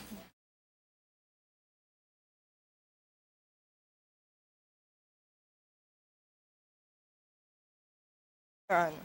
Yes, okay, thank you. All right. So you have a copy of this signed? I have our office, Your Honor. We did copy here. Not signed, Your Honor. Okay, that's right, all right. I'm glad that you're efficient enough to put it on your sign. Do you go with your director, OIC all the time? General Fajardo? I'm the Deputy Director General of Admin, Your Honor. But you're the OIC right now, right? No, we now have our Director General. So sino ba? Si Sid La Peña pa rin? No, Your Honor, Director General Aaron Aquino. Aaron Aquino. Yes, Your Honor. And the Sarina is also an Aquino. Are you related? Okay, thank you. How come he doesn't appear here? You know, we abolished the road board yesterday because for failure of the head to appear. And that is going to stay abolished. Your Honor, This is the third meeting that we've not had him.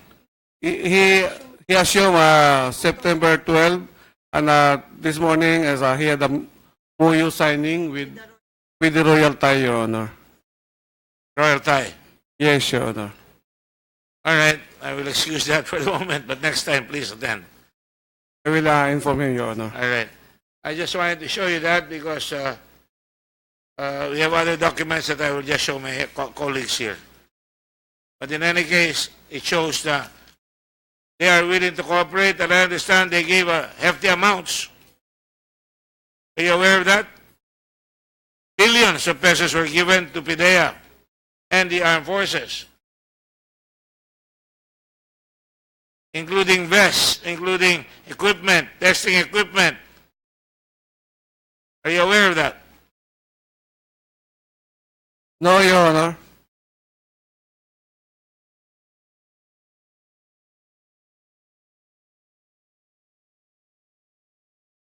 I will just cite the others here because this includes everything from typhoons to no? But among this is for PIDEA. They even gave donations for wounded soldiers and families of the fallen soldiers. And engineering equipment to Marawi. Don't put it there, please. Don't put it there. I'm not at liberty to do that, even for the flu outbreak. But I had another copy that showed support to the PIDEA.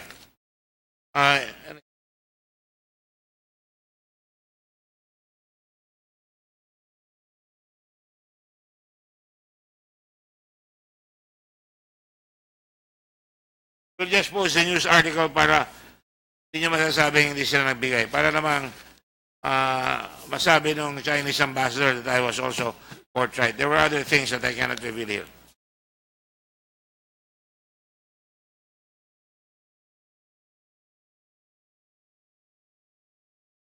Well, it's there. Lagay dyan yung nag-sign kayo ng agreement. Alright? But I guess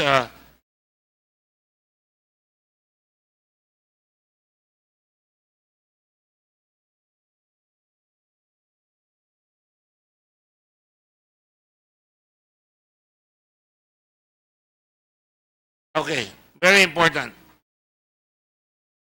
Bureau of Customs. There are many abandoned containers in customs. Is that correct?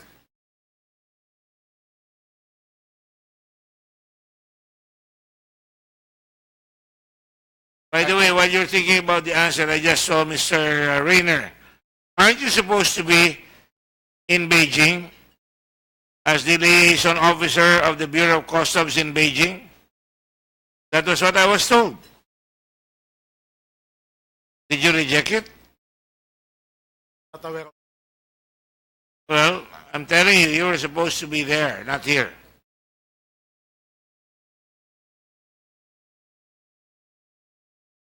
Well, better find out from your superiors. because that's where they were looking for you when they sent the text message to you concerning Mr. Chan. Anyway, do you have an answer, General Karma? Your Honor, I'm aware of it, but I do not have first-hand information. I'll find out and I'll get back to you. Your Honor, under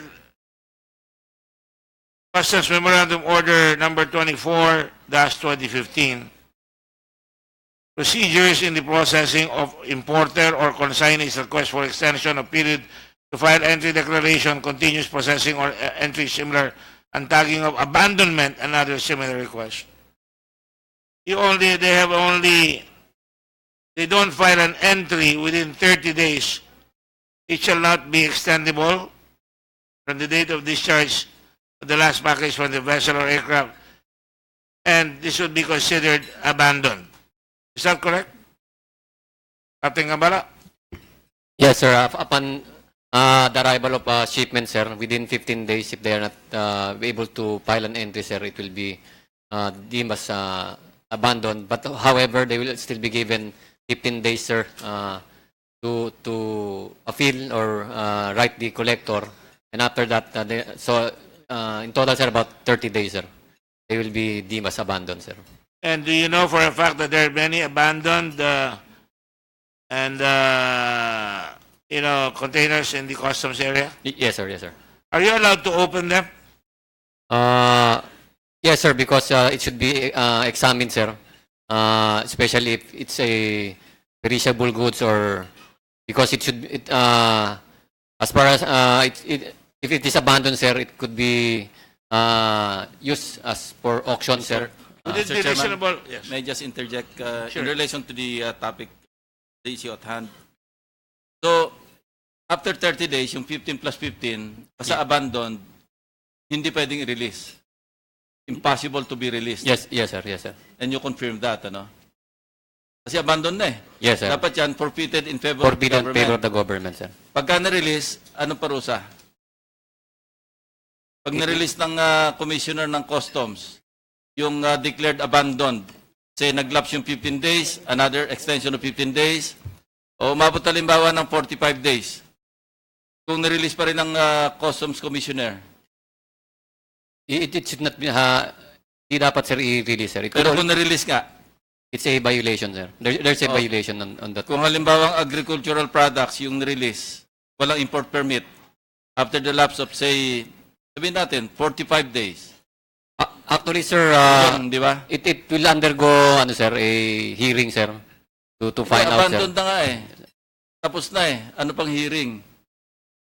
At nirelease pa rin, in spite of having been declared abandoned and forfeited in favor of the government, nirelease ng Customs Commissioner, agricultural products, and we passed a law last year, Anti-Agricultural Smuggling Act of 2016. Yes, sir. Ang threshold ng rice is, alam mo ba, 10 million, di ba?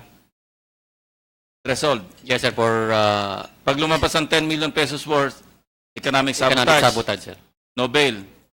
Yes, sir. Pag other agricultural products, 1 million, like garlic, onions. Pag lumampas ng 1 million, economic sabotage, Yes, sir. no bail. Yes, sir. Pagka public official ang involved, maximum penalty, perpetual disqualification. I'll find out, sir. I'm telling you. Yes, sir. Section 4. And then, hindi na pwedeng bumoto in future elections. Di ba? I'm telling you. Anyway, yeah, please continue. So on record, basta't lumampas ng 15 days and 15 days, abandoned na yan. Hindi na pwedeng i-order na i-release. The rules is already abandoned, No, as sir, far for as this. the law. Yes, sir. Thank you.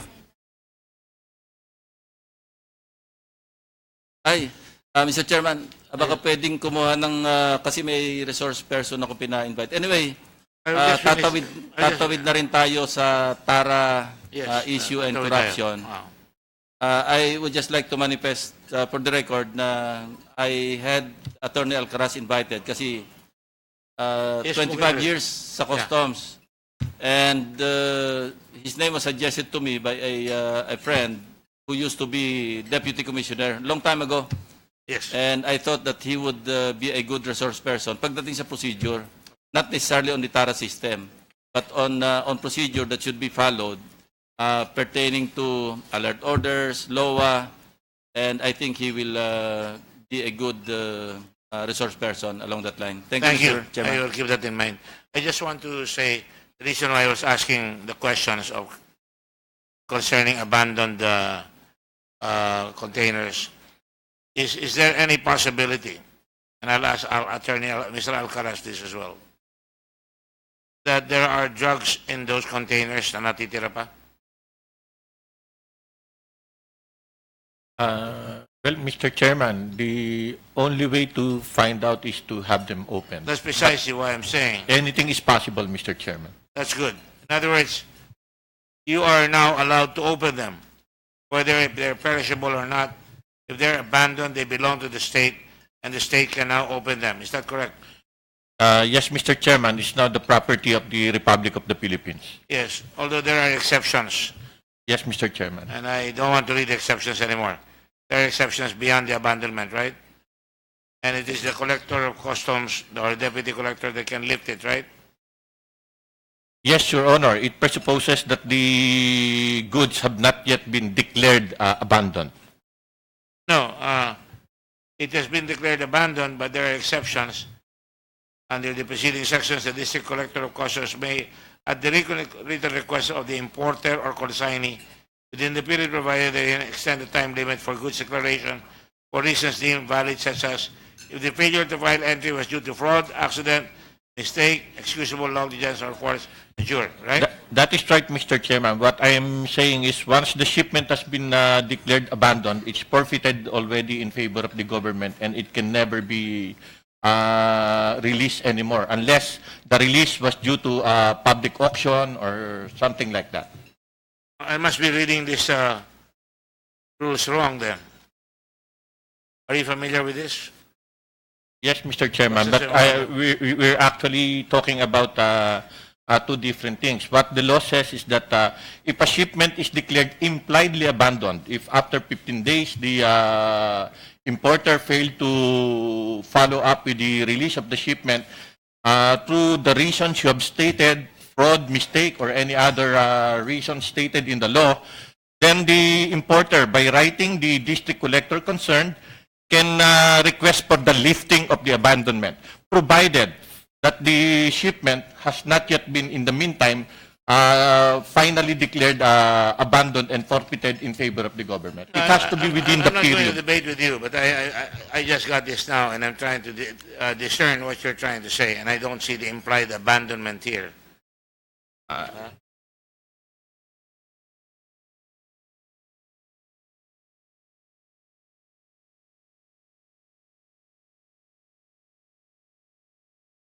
will let him read it because I just want to be sure I have the law correctly. So, if they are totally abandoned, as you say, would it be correct for the new collector of customs to open up all these abandoned containers and find out whether there are still drugs na hindi na ilusot?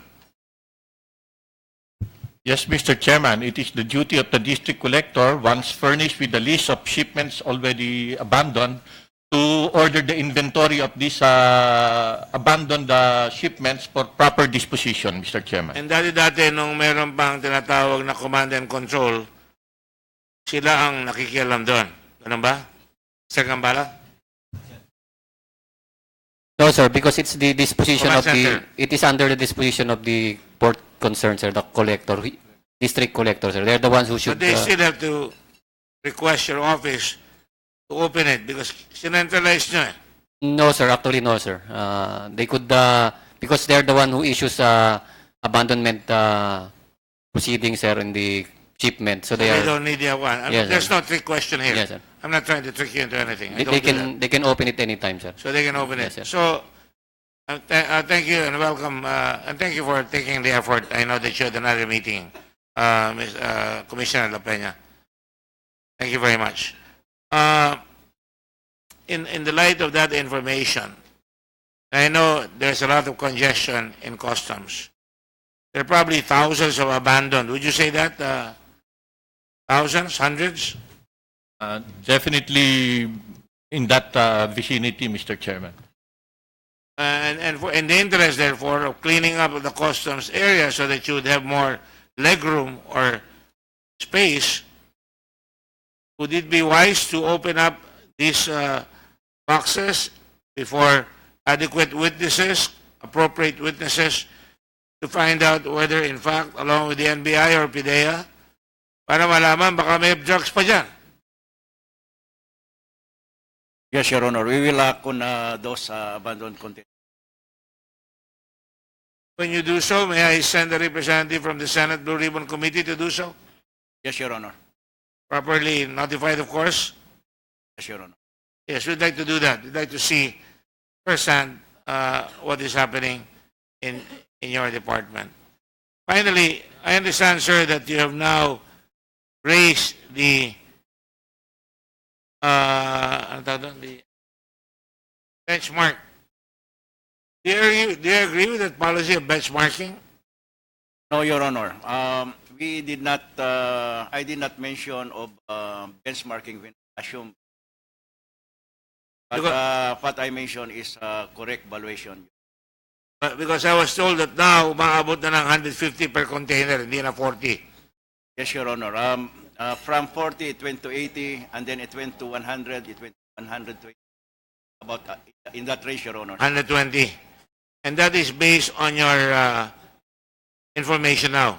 Yes, Your Honor. Not based on any order from you na nagbe-benchmark? Well, what I found out, Your Honor, is there is still benchmarking, Your Honor. Meron pa rin? Yes, Your Honor. But I'm monitoring this. In fact, as I have emphasized to the directors that it has to be correct valuation.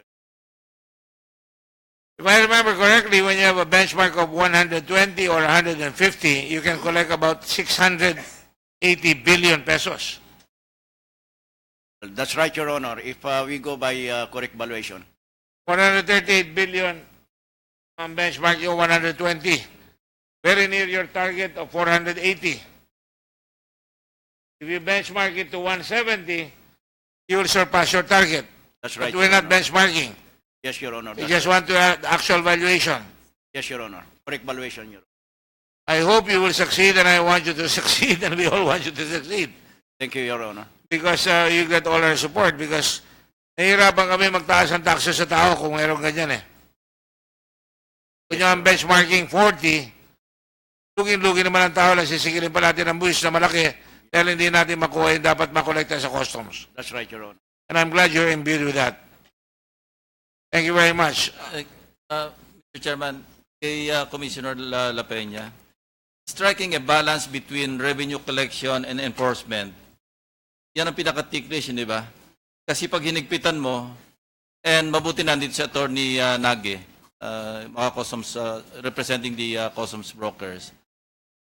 Pag naghigpit sa customs, ang tendency, pakiramdam yung mga brokers, hindi na muna magpaparating. Therefore, yung collection, or baka magsabotahe. Maybe I'm not referring to you. Maybe I'm referring to the players. No. Kasi hindi naman kayo magsasabotahe dahil kailangan nyo rin talaga, may mga kliyente kayo. But, assuming na talaga mahigpit, and single lang yung standard, wala na yung tara, wala na yung mga padulas pagka sa mga dinadaan ng mga sections and everything. How do you foresee the collection? Based on experience and based on foresight? Your Honor, based on our experience, we legitimate customs brokers, whether we like it or not, even though the system is strict or not, we are following the law. We are filing an entry based on that. No. However, based on other kind of place in the Bureau of Customs, that's correct. Assuming the Bureau will strictly follow the law, players will not, will not send shipments to the Philippines. Okay, so eto, kasi may pinakitang datos kanina si Chairman, 4.3 million containers a year, Pilipinas. In other words, divided by 52 weeks, that's 81,346 containers a week. Diba? And 11,600 containers a day. Pag naghigpit pa yung bagong Customs Commissioner, wala nang tara, basta lahat ngayon, valuation, magsasuffer ba yung parating? Your Honor, marami po kasing parating, maraming kain sa parating. There are so many shipments like those paying duties and taxes or commercial Yes. shipments and those not paying duties and taxes. Those paying duties and taxes, most likely, malilimitahan po yun. No? But again, Bakit? sir, kasi especially yung mga traders, ano po yan parang market forces din po yan. No? So, Plus minus yan eh. Yung mamemeno sa tara, ibabayad sa buwis. Makakatipid pa nga, hindi ba? yes, on that note, sir, that is correct. If there will be no more tara system, the importers will just come in and Yes. pay.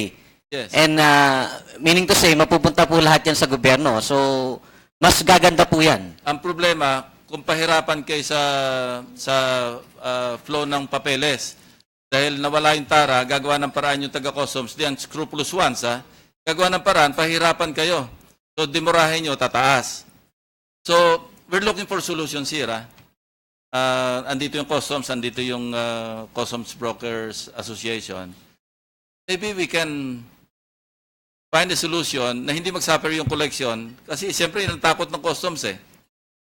Pero kung wala magsasabotahe within Customs Bureau and bawal na lahat yung mga players, tulad sabi ko nga kanina, they should devise a method by which hindi na makapasok yung mga players, kundi mga customs brokers na lang and authorized representatives. Ang tanong ko lang is, kung ganun ba kahigpit, paano mababawasan yung importation? Your Honor, kung ganun po ang sistema, hindi po mababawasan yan. Kung talaga po wala ng tara system, wala na nang gigipit sa mga So importer. the ball is in the hands of customs. Kasi Correct. kung wala mangiipit doon at tuloy-tuloy yung papeles, hindi magsasuffer ang koleksyon. Exactly, Your Honor. So a lot has to do with enforcement. Yes, sir. Pa rin, di ba? Yes, sir. Sid, your comment? That's right, Your Honor. In fact, when I had a meeting with the stakeholder, a group association of importers, they said that Please clarify. You met with the legitimate importers, not the players, yes, Your Honor, they are legitimate. It's the Chinese Filipino Federation. That's one of the first group that I have met, Your Honor, and I will continue meeting them, including the brokers association, the legitimate. And they said that they don't have a problem with paying the right taxes. What they just want is a facilitated process of the goods that arrives for them. Yun lang naman ang kailangan gawin. So, on our part, of the Bureau of Customs, I have talked with the officers, employees of the Bureau, that we have to do our part and process the papers that in a facilitated way. Because that's what the businessman wants. And if we can deliver that, Your Honor, I think the gentleman, I agree with that comment. Siguro pwede mong sabihin sa mga customs employees, sa mga staff doon, officials, kumita na naman kayo, baka pwedeng mag-start na tayo from this baseline, wala nang kitaan. Of course, hindi ka kasama doon kasi bagong upo ka pa lang. Pero gano'n na magandang message. Anyway, nakaipon na siguro kayo. And I'm sure you conveyed that message already. No? And I'll be vocal about this. Ano?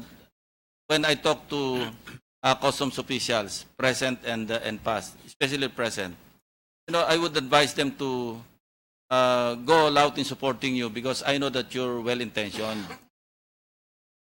And pangatawanan mo na yan, Sid. Yes, Your Honor. In fact, but when I told them to stop tara, I mentioned of a compensatory measure that can be resorted to. And that one is the incentive reward system. If the Bureau of Customs hits its target, then there is a reward system that effect. That is 20% That's precisely what I was going to ask you for the last question. The attrition law has got to be enforced. Yes, Your Honor. Because nung sinabi sa amin ni Undersecretary Tenko, pagka nakuha niya yung amount na yan, paghahatian is about 1.5 billion ata o 15 billion, whichever is. Even for 1.5 billion, malaking amount yan sa mga tao natin. And if they can do it in Singapore, if they can do it in China, they can do it everywhere na walang tara. I don't know, the day must come, and it must be now, where the tara does not exist. But more importantly, I heard the President say last night, this is a speech sa Public Affairs of, sa PAO, Public Attorney's Office. And that's why I've been very, very vehemently passionate here, not passionate, angry. I want to use the word angry, but I have to. Is when you cross the line on drugs, iba na yan. Sabi ng Presidente, di ko akalain na pati sa customs, papasukan ng droga. At galit na galit siya kahapon. I hope you heard that speech. Di niya akalain na sa Bureau of Customs, gagawin na magpapasok ng droga. So sa mga tiga-customs, pinapaabot ko sa inyo yan. Pero talagang, kung ano ang puno ng dulo, yun ang babae. I'm glad, General La Peña, you're there because kaya ako sinabi yan para ma-encourage kayo.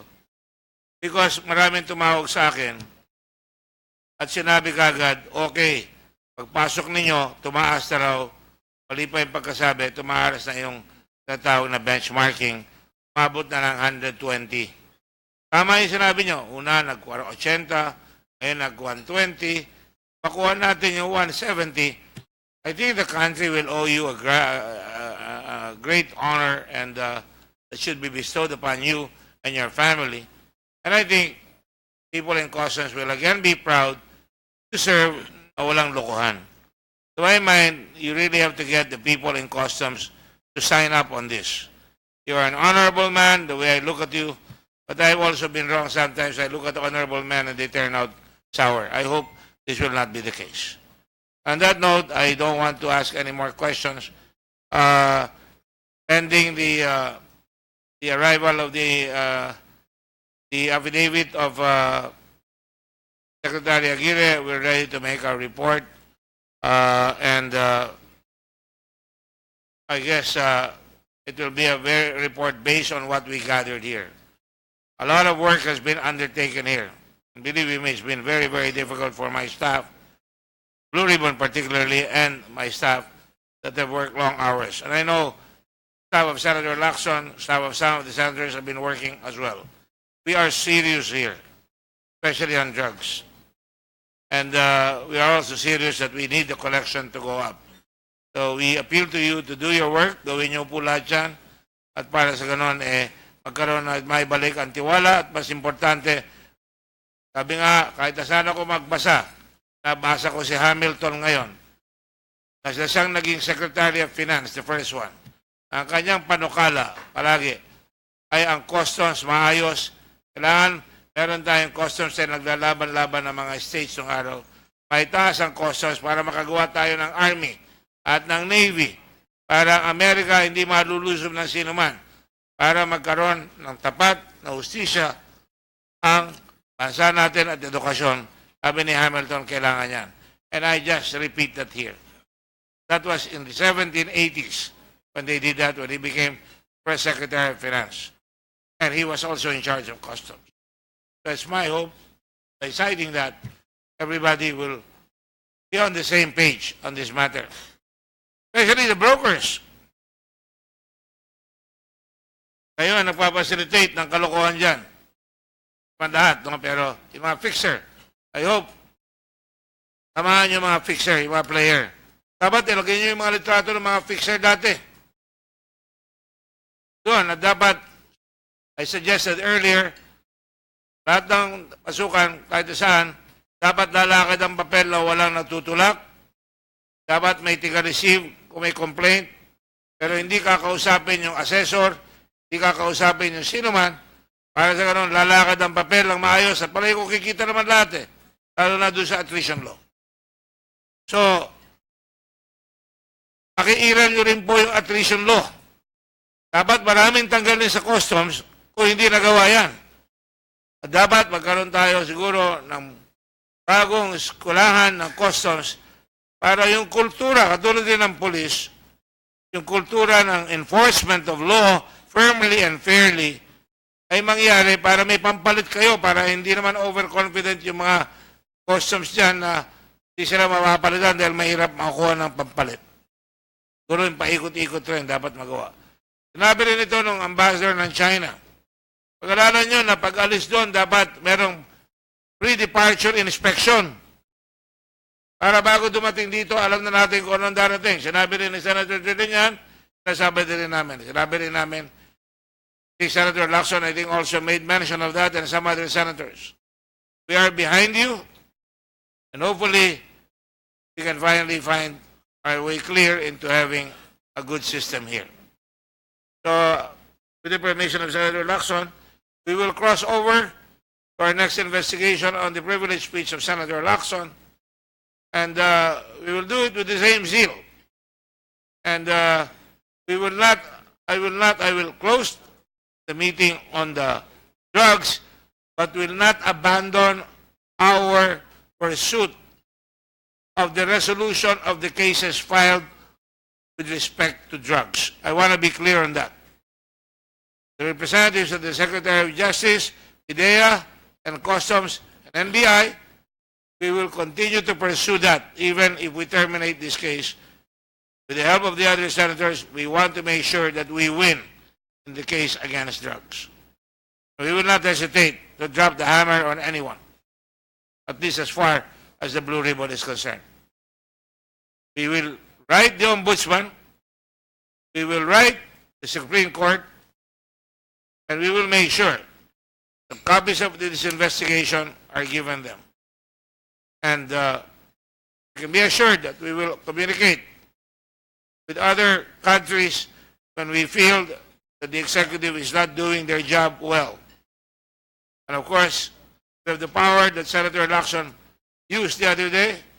We have the power of the forum of the Senate to unmask those who are corrupt and to reveal those who are doing wrong so that justice may fall, as they say,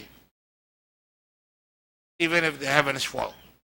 Thank you all very much, and we shall have our next hearing on September 25, and tomorrow we will have our report dated.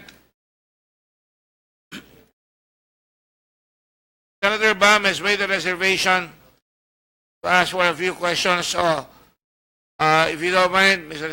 Senator Lacson, I will suspend muna. Senator Bam has requested to ask questions. Yes, Mr. Chairman, but by your leave, I have to preside over a hearing at 1 o'clock. So I was going to ask you to preside so that I can ask questions in the other hearing. You know, this is budget time. Kung nagtataka yung ibang mga nanonood, ba't ko konti, Senador, busy ulat kami for the last month and a half because of the budget. Kami duwa natin dito, nagtatanong kami lahat dito, kaya hirap na hirap kami. Dami-dami namin iniimbestigan, dami-dami pa namin ginagawa sa budget. Your Senate does not sleep. A lot of our people are working. The Finance Committee Chairperson, Senator Lugarda, hirap na rin, and all the others, all of us, share commissions on that. So natatrabaho po ang inyong Senado. Senator, Mr. La Peña, did you have any other questions to add? Yes, Your Honor. May I just make mention, Your Honor, of another compensatory measure that I will be recommending very soon. It's the exception of the Bureau of Customs from the salary standardization for us to be able to increase a little bit. You know, sir, ang exception nyo yung attrition law.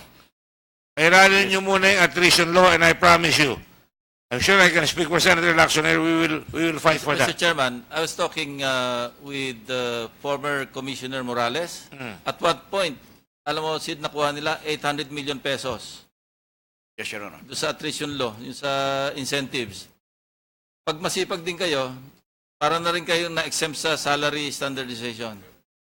Doon nyo lang po padaanin. Huwag na sa Tara, doon na lang sa That's right, attrition. Your Honor. Ang laki rin na makukuha nyo, I assure you.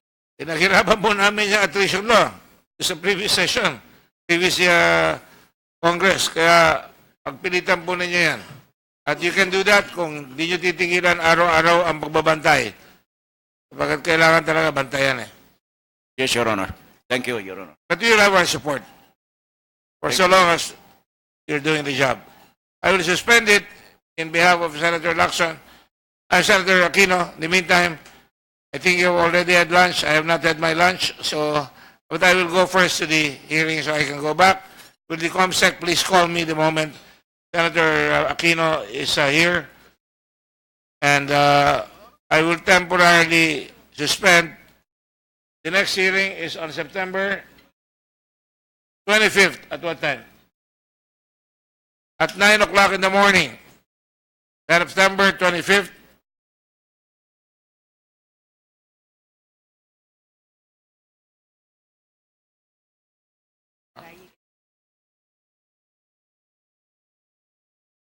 Okay. Senator Aquino is here, and I will turn over the gavel to him. He will be adequate. One day, I hope you can be the Blue Ribbon Committee chairman as well. That doesn't matter. You don't need to be a lawyer. So, I did not suspend it. In the meantime, Senator Aquino will continue on. I will